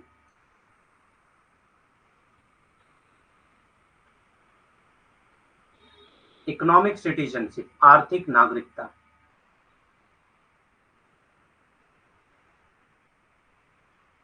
आर्थिक नागरिकता। ठीक। Lastly, for those unable to acquire citizenship in more traditional ways, economic citizenship can be viable path। ठीक। तो इकोनॉमिक सिटीजनशिप क्या है? जो लोग जो है किसी भी कंट्री की सिटीजनशिप हासिल करना चाह रहे हैं उनके लिए जो एक ट्रेडिशनल तरीका है वो क्या है? Economic citizenship. वो बहुत आसानी से इकोनॉमिक सिटीजनशिप के तौर पे जो है इकोनॉमिक सिटीजनशिप हासिल कर सकते हैं। ठीक।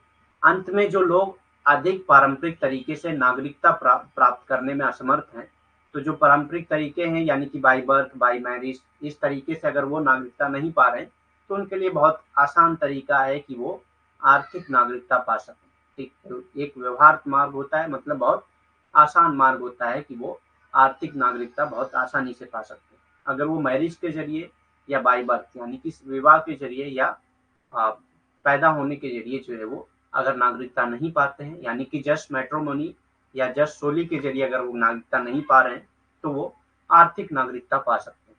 ठीक। Citizenship by investment.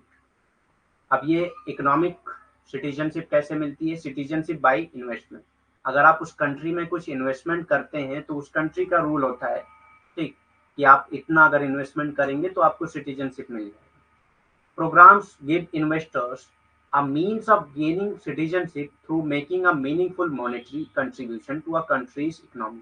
अगर आप कंट्री की इकोनॉमी में कुछ कंट्रीब्यूशन करते हैं, जितना वहाँ का रूल है, हर कंट्री का अलग अलग रूल होगा कि आप कितना परसेंट अगर कंट्रीब्यूट करते हैं उस कंट्री की इकोनॉमी में तो आपको सिटीजनशिप दी जाएगी। तो ये सिटीजनशिप बाय इन्वेस्टमेंट क्या है? एक ऐसा प्रोग्राम है जो इन्वेस्टर को सिटीजनशिप देता है और ये फिक्स होता है, हर कंट्री में अलग अलग फिक्स होता है कि आप कितना परसेंट कंट्रीब्यूशन करेंगे कंट्री में तब आपको जो है वहां की सिटीजनशिप मिलेगी।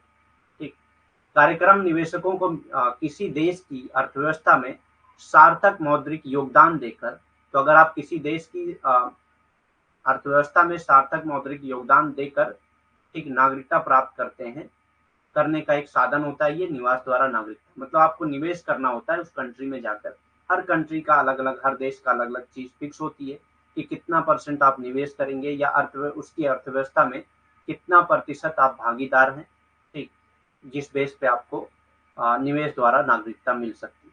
ठीक, तो निवेश द्वारा नागरिकता आसान है, अगर जिनके पास पैसे हैं वो निवेश करके नागरिकता प्रदान कर सकते हैं।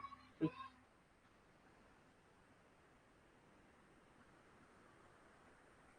Is everyone a citizen of somewhere? क्या हर कोई जो है हर जगह का सिटीजन है? क्योंकि हम जानते यही है कि जितने आदमी हैं दुनिया में वो कहीं ना कहीं के तो सिटीजन होंगे। ठीक, हम ये मान के चलते हैं कि जितने आदमी दुनिया में हैं, जितने लोग दुनिया में पाए जाते हैं पूरे वर्ल्ड में, वो कहीं ना कहीं के सिटीजन तो होंगे। क्या ऐसा है, वही हम लोग देखेंगे कि ऐसा है कि नहीं। Despite article 15 of the universal declaration of human right, ठीक, तो universal declaration of human right, इसका एक आर्टिकल 15 है। ठीक, universal declaration of human right, जिसका आर्टिकल 15 क्या कहता है? आर्टिकल 15 कहता है that everyone has the right to nationality. हर किसी को नेशनलिटी का अधिकार है, मतलब हर किसी के पास जो है किसी न किसी नेशन की जो है वो सिटीजनशिप होना ही चाहिए। ठीक, ये अधिकार है उसका। हर आदमी के पास ये अधिकार है कि वो किसी न किसी नेशन की सिटीजनशिप पा सके। There are still varying loophole, लेकिन बहुत सारे लूप होल हैं इसमें। ठीक, बहुत सारे लोगों को अभी तक कहीं की भी सिटीजनशिप नहीं मिली। तो ये आर्टिकल 15 था, universal declaration of human right. तो ये भी याद रखिएगा, हो सकता है आपसे आर्टिकल से रिलेटेड क्वेश्चन पूछ ले कि मतलब किस कौन सा आर्टिकल जो है वो हर किसी को राइट टू नेशनलिटी का अधिकार देता है। ठीक, तो ये universal declaration of human right का एक्ट है, आर्टिकल 15। ठीक, मानव अधिकारों की सार्वभौम घोषणा के अनुसार, तो मानव अधिकारों की सार्वभौम घोषणा एक हुई थी जिसका जिसका अनुच्छेद 15 के बावजूद, तो उसमें अनुच्छेद 15 क्या कहता है कि सभी को राष्ट्रीयता का अधिकार है। सभी को राष्ट्रीयता का अधिकार है, यानी कि सभी को नागरिकता का अधिकार है। वो कहीं ना कहीं के नागरिक बन सकते हैं, ये उनका अधिकार है। इसके बावजूद अभी भी अलग अलग खामियां हैं, लेकिन इसके बावजूद भी अलग अलग खामियां हैं, मतलब कि कुछ लोगों को अभी तक राष्ट्रीयता नहीं दी गई। ठीक, अभी भी कुछ लोग ऐसे हैं जिनको राष्ट्रीयता नहीं दी गई। As such, these loopholes have left around 12 million people stateless. तो इस लूपहोल के जरिए, मतलब जो कमियां हैं जिसकी वजह से लोगों को नागरिकता नहीं मिल पा रही है, इस वजह से 12 मिलियन पीपल जो है वो स्टेटलेस हो गए। ठीक, वो स्टेटलेस है, मतलब वो किसी कंट्री के भी नागरिक नहीं है, वो किसी राष्ट्र के जो है नागरिक नहीं। ठीक, तो तकरीबन दुनिया में 12 मिलियन पीपल ऐसे पाए जाते हैं जो किसी देश के, किसी कंट्री के नागरिक या सिटीजन नहीं। ठीक, meaning they are not recognised as a citizen by any country. कोई भी कंट्री जो है इनको सिटीजन के तौर पे रिकॉग्नाइज नहीं करती। ठीक, तो ऐसे 12 मिलियन पीपल पाए जाते हैं पूरे वर्ल्ड में। जैसे इन खामियों में लगभग 12 मिलियन लोगों को स्टेटलेस बना दिया। स्टेटलेस बना दिया मतलब उनके पास कोई किसी भी तरह की राष्ट्रीयता नहीं है, जिसका अर्थ ये है कि उन्हें किसी भी देश द्वारा नागरिक के रूप में मान्यता नहीं दी गई। ठीक, तो किसी भी देश ने उनको नागरिक नहीं माना है और किसी भी देश के द्वारा जो है उनको नागरिकता नहीं दी गई। ठीक, जबकि आर्टिकल 15 क्या कहता है कि सारे लोगों को नागरिकता का अधिकार है। फिर भी जो है इतना लूपहोल है, इतनी कमियां हैं कि इन कमियों की वजह से 12 मिलियन लोग, 12 मिलियन, 12 लाख नहीं, 12 मिलियन लोग जो है हाँ, जिन जो राष्ट्रीयता नहीं पाए हैं, जो कहीं के भी नागरिक नहीं है, किसी भी राष्ट्र के जो है वो नागरिक नहीं है। ठीक, नेक्स्ट कॉन्सेप्ट आता है एनजीओ। एनजीओ क्या है? सिविल सोसाइटी का पार्ट है, गैर सरकारी संगठन। एनजीओ क्या होता है? NGO generally describe a group that act independently of any government. एक ऐसा ग्रुप जो है जो किसी भी गवर्नमेंट से इंडिपेंडेंट तरीके से काम करता है, मतलब वो निर्भर नहीं होता है, वो डिपेंड नहीं होता है गवर्नमेंट पे, बल्कि इंडिपेंडेंट तरीके से काम करता है।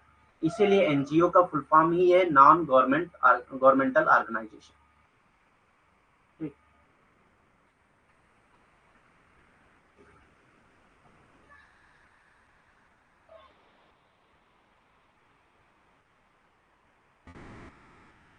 एनजीओ से रिलेटेड क्वेश्चन पूछे गए हैं।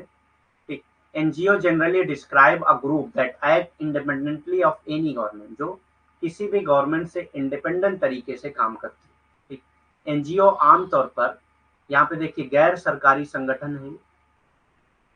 ठीक, एनजीओ आमतौर पर यानी कि गैर सरकारी संगठन आमतौर पर एक ऐसे समूह का वर्णन करता है जो किसी भी सरकार के से स्वतंत्र रूप से कार्य करता है। तो ये किसी भी सरकार के दबाव में काम नहीं करता है, बल्कि सरकार से स्वतंत्र रूप से काम करता है। सरकार जो है इनको, सरकार का इन पे कोई भी अधिकार नहीं होता है। ठीक, ये अपना स्वतंत्र रूप से काम करते हैं। जो भी गैर सरकारी संगठन होते हैं उसमें सरकार का कोई हस्तक्षेप नहीं होता है, बल्कि ये स्वतंत्र रूप से कार्य करते हैं। ठीक,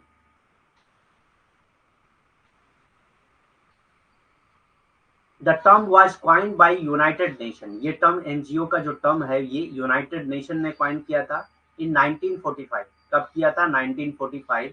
in order to distinguish between government bodies and private organisation. किस लिए किया था? ताकि गवर्नमेंट बॉडीज को और प्राइवेट ऑर्गेनाइजेशन को अलग अलग किया जा सके। ठीक, ताकि गवर्नमेंट बॉडीज को और प्राइवेट ऑर्गेनाइजेशन को अलग अलग किया जा सके, एंड इज रिलेटिवली मॉडर्न। ठीक, और ये जो है रिलेटिवली मॉडर्न है। एनजीओ का जो टर्म है वो मॉडर्न टर्म कहा जाता है। ठीक, ये शब्द संयुक्त राष्ट्र यूएन द्वारा 1945 में सरकारी निकायों और निजी संगठनों के बीच अंतर करने के लिए गढ़ा गया था। तो ये जो है संयुक्त राष्ट्र यानी कि यूएन द्वारा जो है गढ़ा गया था। कब गढ़ा गया था? 1945 में गढ़ा गया था। किस लिए गढ़ा गया था? ताकि सरकारी जो निकाय हैं या जो निजी संगठन है उनको अलग किया जा सके, उनके बीच में अंतर किया जा सके। और ये अपेक्षाकृत रूप से एक आधुनिक टर्म है, आधुनिक शब्द माना जाता है। ठीक, तो एनजीओ जो है वो क्या है? एक आधुनिक शब्द माना जाता है।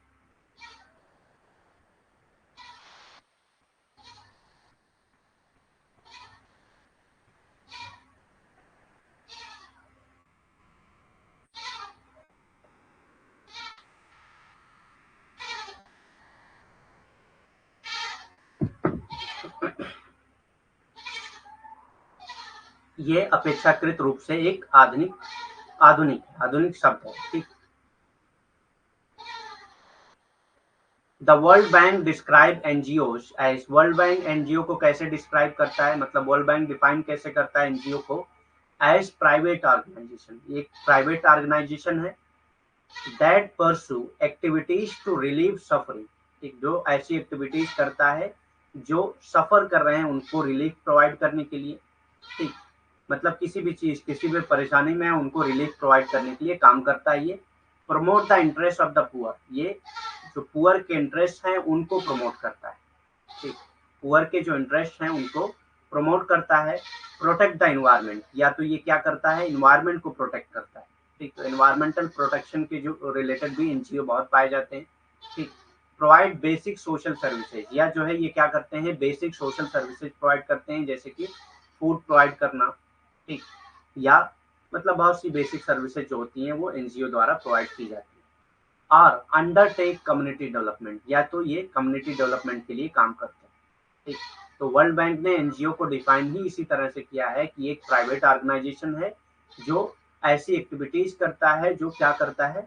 रिलीफ पहुंचाता है जो भी सफर कर रहे हैं लोग उनको, या जो है पुअर के इंटरेस्ट को प्रमोट करता है, या इन्वायरमेंट को प्रोटेक्ट करता है, या बेसिक सोशल सर्विसेज प्रोवाइड करता है, या कम्युनिटी डेवलपमेंट के लिए काम करता है। ठीक, तो इस तरह से वर्ल्ड बैंक ने डिफाइन किया है एनजीओ को। विश्व विश्व बैंक गैर सरकारी संगठन का वर्णन। तो विश्व बैंक जो है गैर सरकारी संगठन का वर्णन कैसे करता है? निजी संगठन के रूप में करता है। ठीक, तो उसे निजी संगठन के रूप में वो करता है, जो पीड़ितों को राहत देने, जो क्या करता है? पीड़ितों को राहत देने के लिए, गरीबों के हितों को बढ़ावा देने के लिए, ठीक, पर्यावरण की रक्षा करने के लिए, या बुनियादी सामाजिक सेवाएं प्रदान करने के लिए, बुनियादी सामाजिक सेवाएं प्रदान करने के लिए, या सामुदायिक विकास के लिए या सामुदायिक विकास के लिए जो भी गतिविधियां हैं उसको आगे बढ़ाने के लिए काम करता है। तो विश्व बैंक ने इस तरह से डिफाइन किया है गैर सरकारी संगठन को कि क्या है, एक निजी संगठन के रूप में करता है जो पीड़ितों को राहत देने, गरीबों के हितों को बढ़ावा देने, पर्यावरण की रक्षा करने, बुनियादी सामाजिक सेवाएं प्रदान करने या सामुदायिक विकास करने के लिए गतिविधियों को आगे बढ़ाते हैं। ठीक।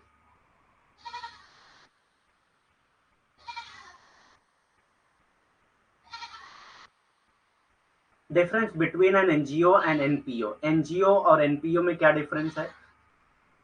ठीक, एनजीओ और एनपीओ में क्या डिफरेंस है? While an NGO refers to a group organized to operate autonomously of the government। तो एनजीओ क्या है? ये गवर्नमेंट से इंडिपेंडेंट तरीके से काम करता है, मतलब इसमें गवर्नमेंट पे ये डिपेंड नहीं होते हैं। लेकिन एनपीओ क्या है? An NPO is a group or organization created for a purpose other than generating a profit. ठीक, तो एनपीओ किस लिए बनाया जाता है? ये प्रॉफिट जनरेट करने के लिए नहीं बनाया जाता। ठीक, लेकिन आप इसको जो है गवर्नमेंट ऑर्गेनाइजेशन भी कह सकते हैं, ये गवर्नमेंट ऑर्गेनाइजेशन भी हो सकता है। ठीक, an NPO is a group of organisation created for a purpose other than generating a profit. ठीक, प्रॉफिट जनरेट करने के अलावा जो है जो पर्पज होते हैं उनके लिए एनपीओ बनाया जाता है। एनजीओ में हो सकता है कि प्रॉफिट भी गेन हो। ठीक, while an NGO refers to a group organized to operate autonomously of the government, an NPO is a group or organization created for a purpose other than generating a profit। ठीक, एक NGO और एक NPO में अंतर क्या होता है? जबकि एक एनजीओ सरकार के स्वायत्तता से संचालित करने के लिए संगठित एक समूह को संदर्भित करता है। ठीक, तो ये क्या है? सरकार के स्वायत्तता से ही संचालित होता है। ठीक, और एक एनपीओ क्या है? एक ऐसा समूह है, एक ऐसा संगठन है जो लाभ पैदा करने के अलावा किसी अन्य उद्देश्य के लिए बनाया जाता है। ठीक, जो लाभ पैदा करने के अलावा किसी दूसरे उद्देश्य के लिए बनाया जाता है। An NPO generally seeks to raise substantial fund. तो एनपीओ क्या करता है? कुछ सब्सटेंशियल फंड रेज करता है। ठीक, in order to provide goods and services to the public. क्या करने के लिए? ताकि गुड्स एंड सर्विसेज जो है प्रोवाइड करें पब्लिक को। जैसे बहुत सारे स्कॉलरशिप प्रोग्राम चलाए जाते हैं।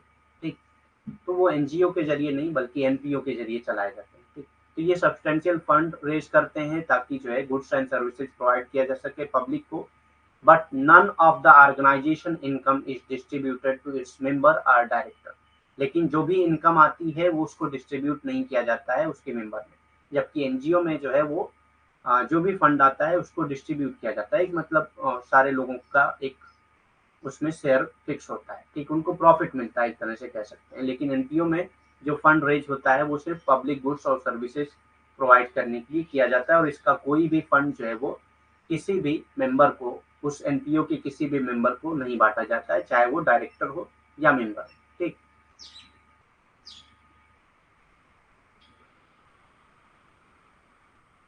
हाँ, अभी डिटेल में समझेंगे, पूरा हो जाएगा तब समझेंगे। तो एनपीओ क्या है? एक ऐसा ऑर्गेनाइजेशन है जो फंड रेज करता है public goods and services provide करने के लिए। ठीक, और इसकी जो इनकम होती है वो कभी भी ट्रांसफर नहीं की जाती है दूसरे लोगों तक। ठीक, जो भी उसके डायरेक्टर हैं या मेंबर हैं उन तक ये इसकी इनकम नहीं, मतलब एक तरह से उनको प्रॉफिट नहीं होता है। एक एनपीओ आमतौर पर जनता को सामान या सेवाएं प्रदान करने के लिए पर्याप्त धन जुटाने का प्रयास करता है। तो ये क्या करता है? पर्याप्त धन जुटाने का प्रयास करता है। किस लिए? सामान और सेवाएं प्रदान करने के लिए। जो भी जनता है उनको सामान और सेवाएं प्रदान करने के लिए ये धन इकट्ठा करते हैं। ठीक, लेकिन इस संगठन की जो भी आय होती है वो किसी भी सदस्य में नहीं बांटी जाती है, चाहे वो सदस्य हो या निदेशक हो, किसी में भी इसकी जो इनकम है वो वितरित नहीं की जाती है। नॉन प्रॉफिट ऑर्गेनाइजेशन कहा जाता है इसको। ठीक है, non profit organisation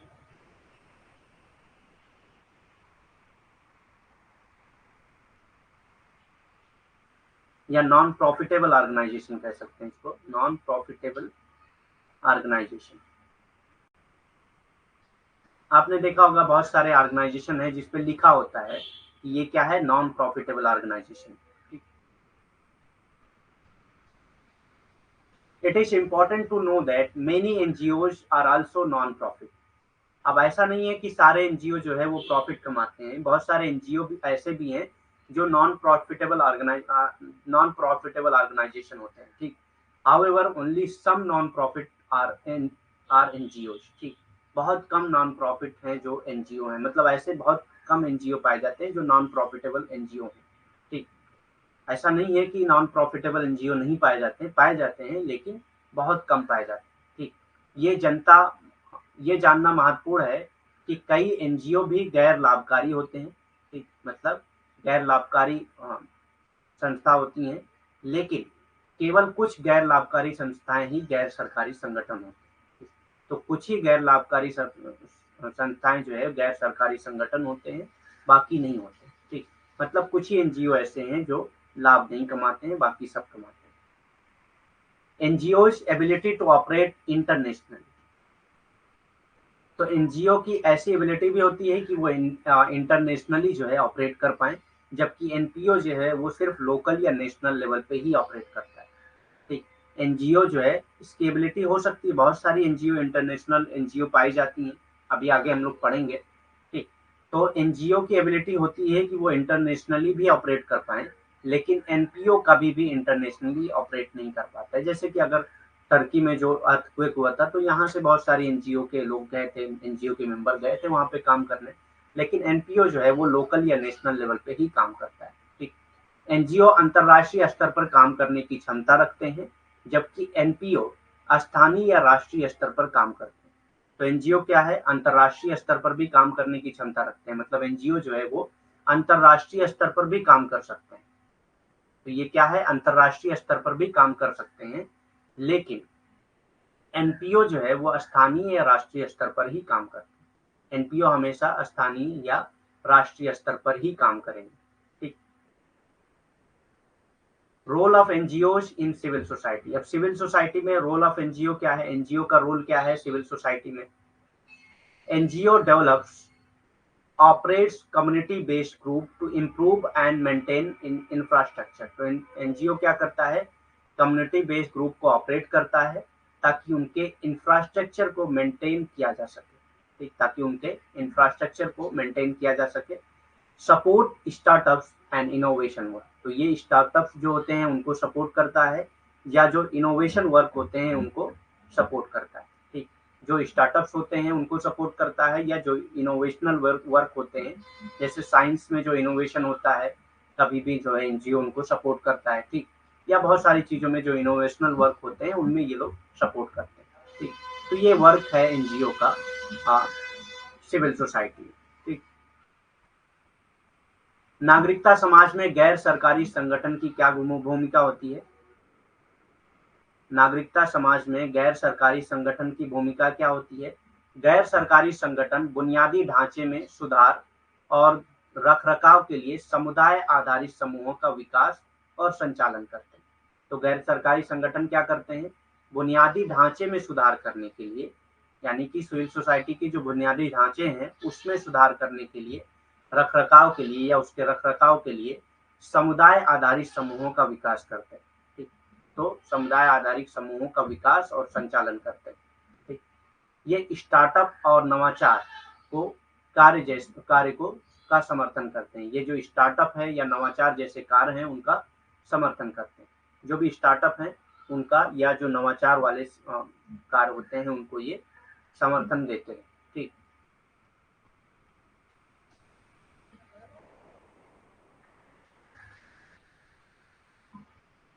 serve as liaisons between the government and the general public in order to facilitate communication, ठीक। तो संचार सुविधा के लिए सरकार और आम जनता के बीच संपर्क के रूप में सेवा करते हैं। तो मतलब एक तरह से दोनों के बीच में एक मीडिएटर के बीच तरीके से काम करते हैं, क्योंकि एनजीओ जो है वो आम जनता की आवाज उठाता है, फिर जो है गवर्नमेंट उसका रिस्पॉन्स भी करता है। तो एक तरह से ये क्या करते हैं, गवर्नमेंट और जनरल पब्लिक के बीच में कम्युनिकेशन को फैसिलिटेट करते हैं, क्योंकि कोई भी आम आदमी तो डायरेक्ट जाके गवर्नमेंट से बात नहीं कर सकता, तो कोई ना कोई एनजीओ जो है उनकी आवाज उठाता है, ठीक। तो एक तरह से ये गवर्नमेंट और पब्लिक के बीच में कम्युनिकेशन को फैसिलिटेट करता है। संचार की सुविधा के लिए सरकार और आम जनता के बीच संपर्क के रूप में काम करता है, ठीक। तो आम जनता और सरकार के बीच में ये संपर्क को बनाए रखता है, ठीक, उस तौर पे काम करता है, संपर्क के तौर पे काम करता है। Provide training and practical assistance to better address project and community council.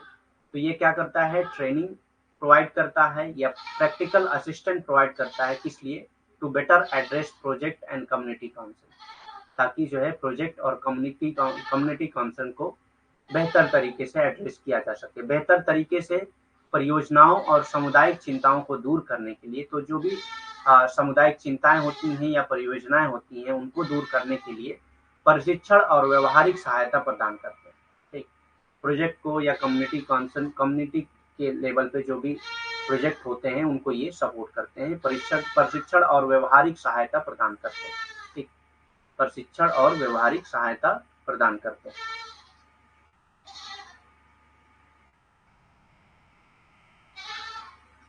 Contribute to research and evaluation of undertaken project।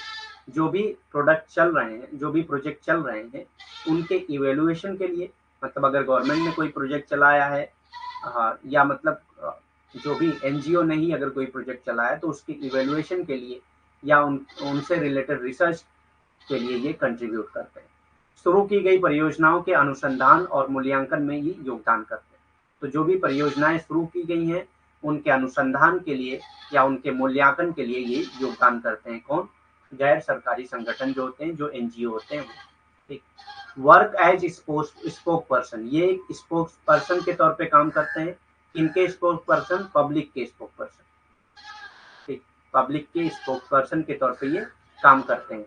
Advocating for marginalised और अदरवाइज अनरिप्रेजेंटेड ग्रुप। तो ये किसका सपोर्ट करते हैं, किसकी वकालत करते हैं, ये जो मार्जिनलाइज ग्रुप है, यानी कि जो हाशिए पे लोग हैं, जो बहुत दबे कुछ लोग हैं, उनकी वकालत करता है ये, या जो अनरिप्रेजेंटेड ग्रुप है, यानी कि जिनका रिप्रेजेंटेशन नहीं है गवर्नमेंट लेवल पे, उनको ये रिप्रेजेंट करते हैं, ठीक, और प्रवक्ताओं के रूप में काम करते हैं। तो ये गैर सरकारी संगठन जो है वो प्रवक्ताओं के रूप में काम करते हैं। किसके प्रवक्ता, जनता के प्रवक्ता के रूप में काम करते हैं, या हाशिए पर या अन्यथा अप्रतिबंधित समूहों की वकालत करते हैं। तो ऐसे समूह जिनका प्रतिनिधित्व नहीं हो रहा है सरकारी जगहों पे, उनका जो है ये प्रतिनिधित्व करते हैं, या जो हाशिए पे लोग हैं उनका सपोर्ट करते हैं, ठीक, उनकी वकालत करते हैं।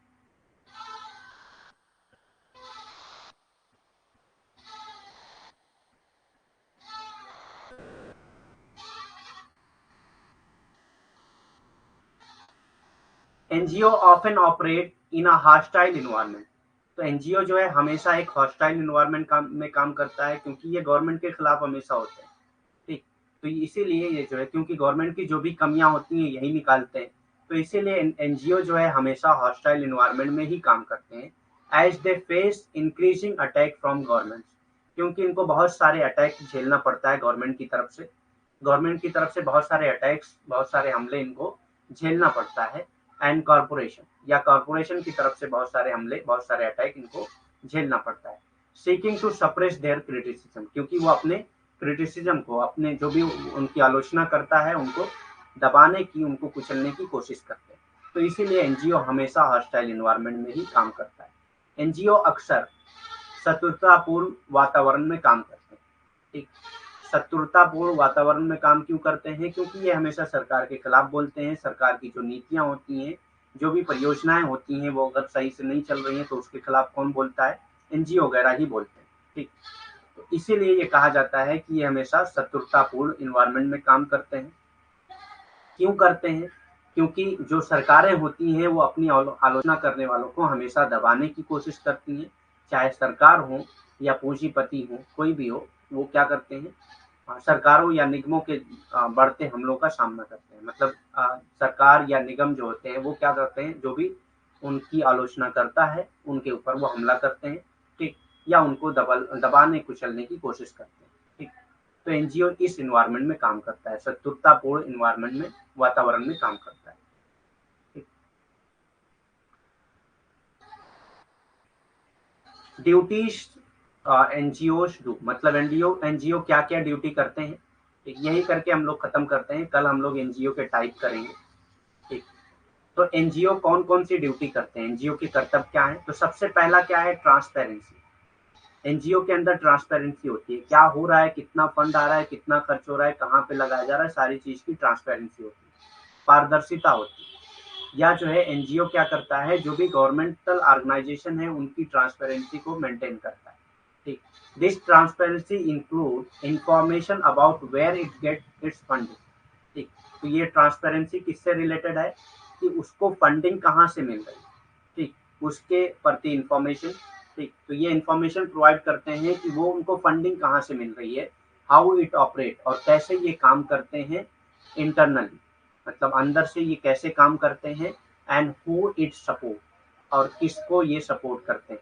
ठीक, इन सारी चीज़ों की ट्रांसपेरेंसी एनजीओ में होती है कि इनको फंड कहाँ से मिल रहा है, किसके लिए ये काम कर रहे हैं, किस तरीके से काम कर रहे हैं, ये सारी चीज़ों की ट्रांसपेरेंसी, इससे रिलेटेड इन्फॉर्मेशन आप एनजीओ की कभी भी पा सकते हैं। इवन जो इनकी साइट्स होती हैं, सोशल मीडिया साइट होती है, उस पर सारी चीज़ें लिखी होती हैं। ठीक, कि ये किस लिए काम कर रहे हैं और कैसे करते हैं, ठीक, सारी चीज़ें लिखी होती हैं। इस सबसे पहले एनजीओ का कर्तव्य क्या होता है? पहला होता है पारदर्शिता। पारदर्शिता में क्या है? इस पारदर्शिता में ये जानकारी शामिल है कि इसे फंडिंग कहाँ से मिलती है। ठीक, तो जो गैर सरकारी संगठन है उनको फंडिंग कहाँ से मिलती है, ये आंतरिक रूप से कैसे काम करते हैं, और अंदर आंतरिक रूप से ये कैसे काम करते हैं और किसका समर्थन करते हैं, मतलब किसके लिए काम करते हैं। ठीक, पुअर के लिए काम कर रहे हैं, मार्जिनलाइज के लिए काम कर रहे हैं, किसके लिए काम कर रहे हैं, ये पूरी पारदर्शिता इनके पास होती है। इससे रिलेटेड जानकारी आप इनसे पा सकते हैं। इवन जो सोशल मीडिया साइट्स हैं उनमें भी इनकी जो सोशल मीडिया अकाउंट होते हैं, आप उनमें जाएंगे, बायो में सारी चीज़ें ये लिखे होते हैं कि फंडिंग कहाँ से मिल रही है, किसके लिए काम करेंगे, कैसे करेंगे, सारी चीज़ें लिखी होती हैं। तो एनजीओ हमेशा पारदर्शिता को मेंटेन करके रखता है, ट्रांसपेरेंसी को मेंटेन करके रखता है। ठीक, नेक्स्ट आता है अकाउंटेबिलिटी। अकाउंटेबिलिटी क्या होती है? जवाबदेही। अकाउंटेबिलिटी यानी कि जवाबदेही। N NGO and the individuals working within the organization have responsibility to account for its various activities। तो एनजीओ के अंदर अकाउंटेबिलिटी होती है, जवाबदेही होती है, मतलब कि जहाँ जिसके लिए ये काम कर रहे हैं या जो इनको फंडिंग कर रहा है उनके प्रति इनको जवाब देना होता है। ठीक, जिसने भी फंडिंग किया होगा वो पूछेगा ना कि भाई कहाँ पे खर्च कर रहे हो, या किसके लिए काम किया, या आपने कितना काम किया, सारी चीज़ों की अकाउंटेबिलिटी इनके पास होती है। An NGO and the individuals working within the organisation, एक एनजीओ या जो इंडिविजुअल उस ऑर्गेनाइजेशन में काम कर रहा है उसकी ये रिस्पॉन्सिबिलिटी होती है to account for its various activities, ताकि वो जितनी भी एक्टिविटीज हो रही हैं उसके प्रति वो अकाउंटेबल हो। ठीक, फाइनेंस हो, ठीक, फाइनेंसेस हैं, पॉलिसीज हैं, यानी कि जो भी फंडिंग आ रही है उसके प्रति ये अकाउंटेबल हों, जो भी पॉलिसीज हैं उसके प्रति ये अकाउंटेबल हों, एंड अदर अंडरटेकिंग, या जो भी चीज़ें हैं उससे रिलेटेड ये अकाउंटेबल होते हैं। ठीक, एक एनजीओ और संगठन के भीतर काम करने वाले व्यक्ति, तो चाहे एनजीओ हो या उस संगठन के भीतर जो काम करने वाला व्यक्ति है वो भी जवाबदेह होता है।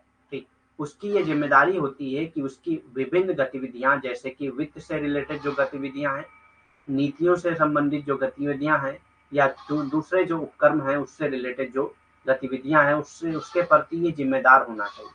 ठीक, उसके प्रति ये जवाबदेह हो, उसके प्रति जिम्मेदार हो। ठीक, इसी को कहते हैं अकाउंटेबिलिटी।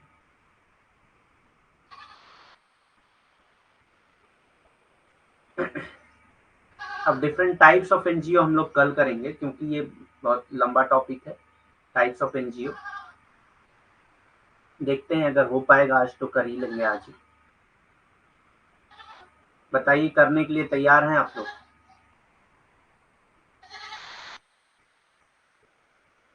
हैं, बहुत सारे एनजीओ हैं। तो टाइप्स हम लोग कल कर लेंगे, फंडिंग हम लोग कर लेते हैं। ठीक, फंडिंग का ज़्यादा लंबा हिसाब किताब नहीं है, फंडिंग कर लेते हैं, टाइप्स हम लोग कर लेंगे। फंडिंग छोटा है, 2-3 स्लाइड है, खत्म हो जाएगा।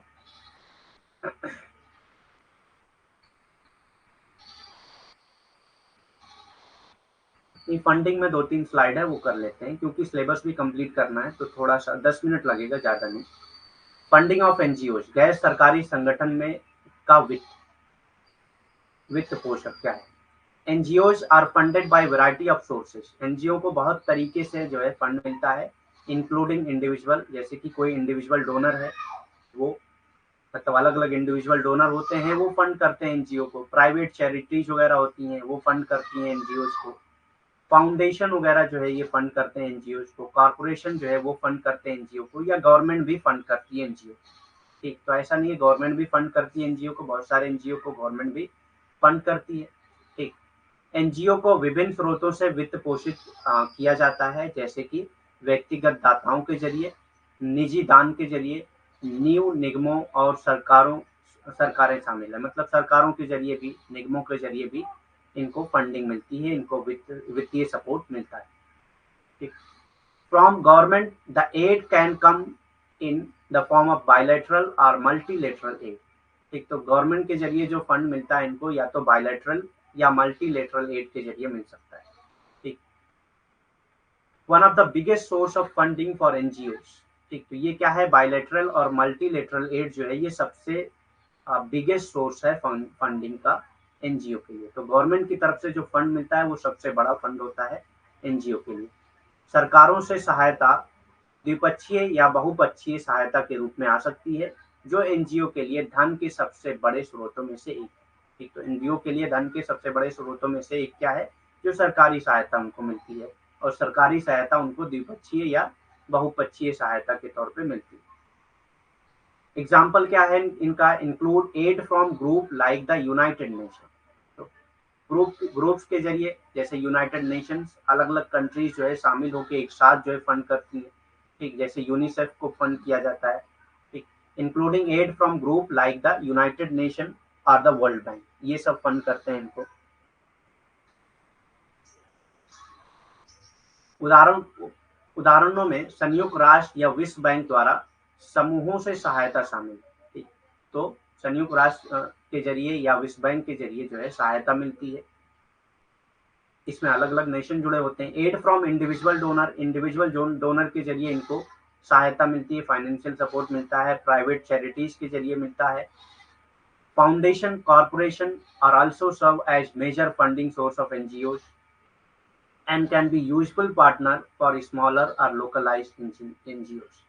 तो ये यूजफुल पार्टनर हो सकते हैं private charities, individual donor, localise NGO के लिए। ठीक, व्यक्तिगत दाताओं, निजी धर्मार्थ संस्थाएं, फाउंडेशन, निगमों से सहायता भी एनजीओ के लिए एक प्रमुख वित्त पोषण स्रोत के रूप में काम करती है, और छोटे या स्थानीय एनजीओ के लिए उपयोगी भागीदारी हो सकती है। तो जो व्यक्तिगत दाता होते हैं या जो निजी धर्मार्थ संस्थाएं होती हैं, फाउंडेशन होते हैं, निगम होते हैं, ये सब जो है जो छोटे मोटे एनजीओ होती हैं, जो लोकल स्थानीय एनजीओ होती हैं, उनके लिए फंडिंग का सबसे अच्छा स्रोत होता है।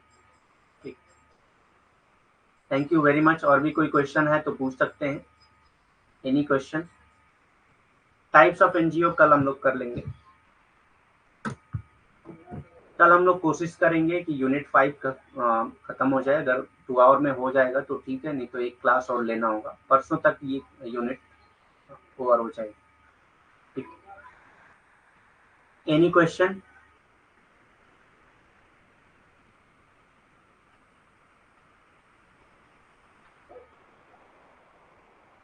कोई क्वेश्चन है या लीव करें क्लास पे?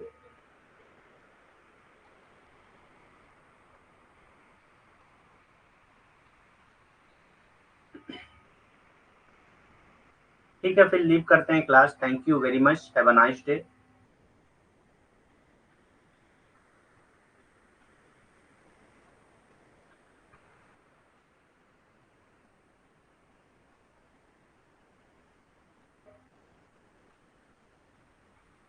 पीएचडी के लिए क्या बताना है बताइए।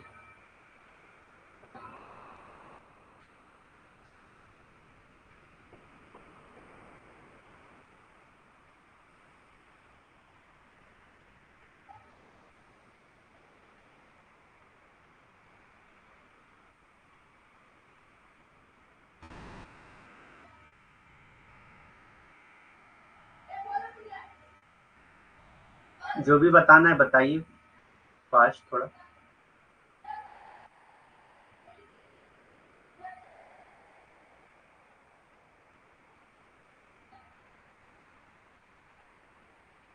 देखिए हर यूनिवर्सिटी का सिलेबस अलग होता है, तो आप कहाँ पे करना चाह रहे हैं, किससे करना चाह रहे हैं, ये डिपेंड करता है, क्योंकि सिलेबस हर यूनिवर्सिटी अपना प्रोवाइड करती है। तो बगैर सिलेबस देखे हम ये नहीं।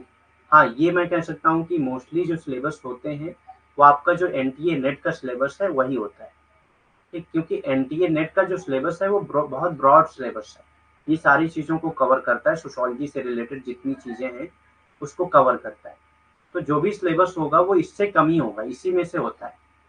ठीक, तो अगर आप एनटीए नेट की तैयारी कर रहे हैं तो आपको पीएचडी की मतलब तैयारी साथ में हो ही रही है। पीएचडी एंट्रेंस की तैयारी आपकी साथ में हो ही रही है, क्योंकि मोस्टली जो सिलेबस होते हैं वो यही टॉप सब टॉपिक होते हैं और कहीं से बाहर से टॉपिक नहीं आती। अब जहाँ से भी आप करना चाह रहे हैं उस कॉलेज के वेबसाइट को विजिट करिए। उस वेबसाइट को जब आप विजिट करेंगे वहाँ पे आप सर्च करिए पीएचडी सिलेबस, सब्जेक्ट डालिए, सब्जेक्ट से रिलेटेड जो भी सिलेबस वो प्रोवाइड करते होंगे वो सिलेबस आपको मिल जाएगा। अगर उस सिलेबस में आप उस सिलेबस को एनटीए नेट के सिलेबस से मैच करिए। अगर आपको सारी चीज़ें मिल जा रही हैं तो ठीक है, नहीं मिल रही हैं तो आप मुझको टेलीग्राम पे मैसेज करके पूछ सकते हैं। अगर उसमें से कोई टॉपिक नहीं मिल रही है तो हम लोग क्लास में भी उस टॉपिक को कर सकते हैं, वो सबके लिए फ़ायदेमंद होगा। तो आप ये काम कर सकते हैं, अगर आप ये कर लें, सीरियसली अगर करना चाहते हैं तो आप उस वेबसाइट पे जिस यूनिवर्सिटी से आप करना चाह रहे हैं उस वेबसाइट पे जाइए, वहाँ से सिलेबस डाउनलोड करिए, फिर एनटीए नेट के सिलेबस से मैच करिए। मोस्टली मुझे तो यकीन है कि सारा का सारा सिलेबस जो है मैच कर जाएगा।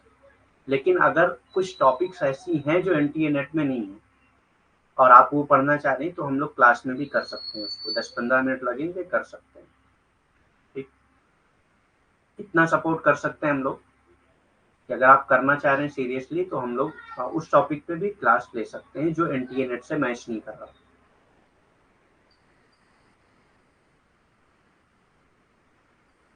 ठीक है, फिर थैंक यू वेरी मच।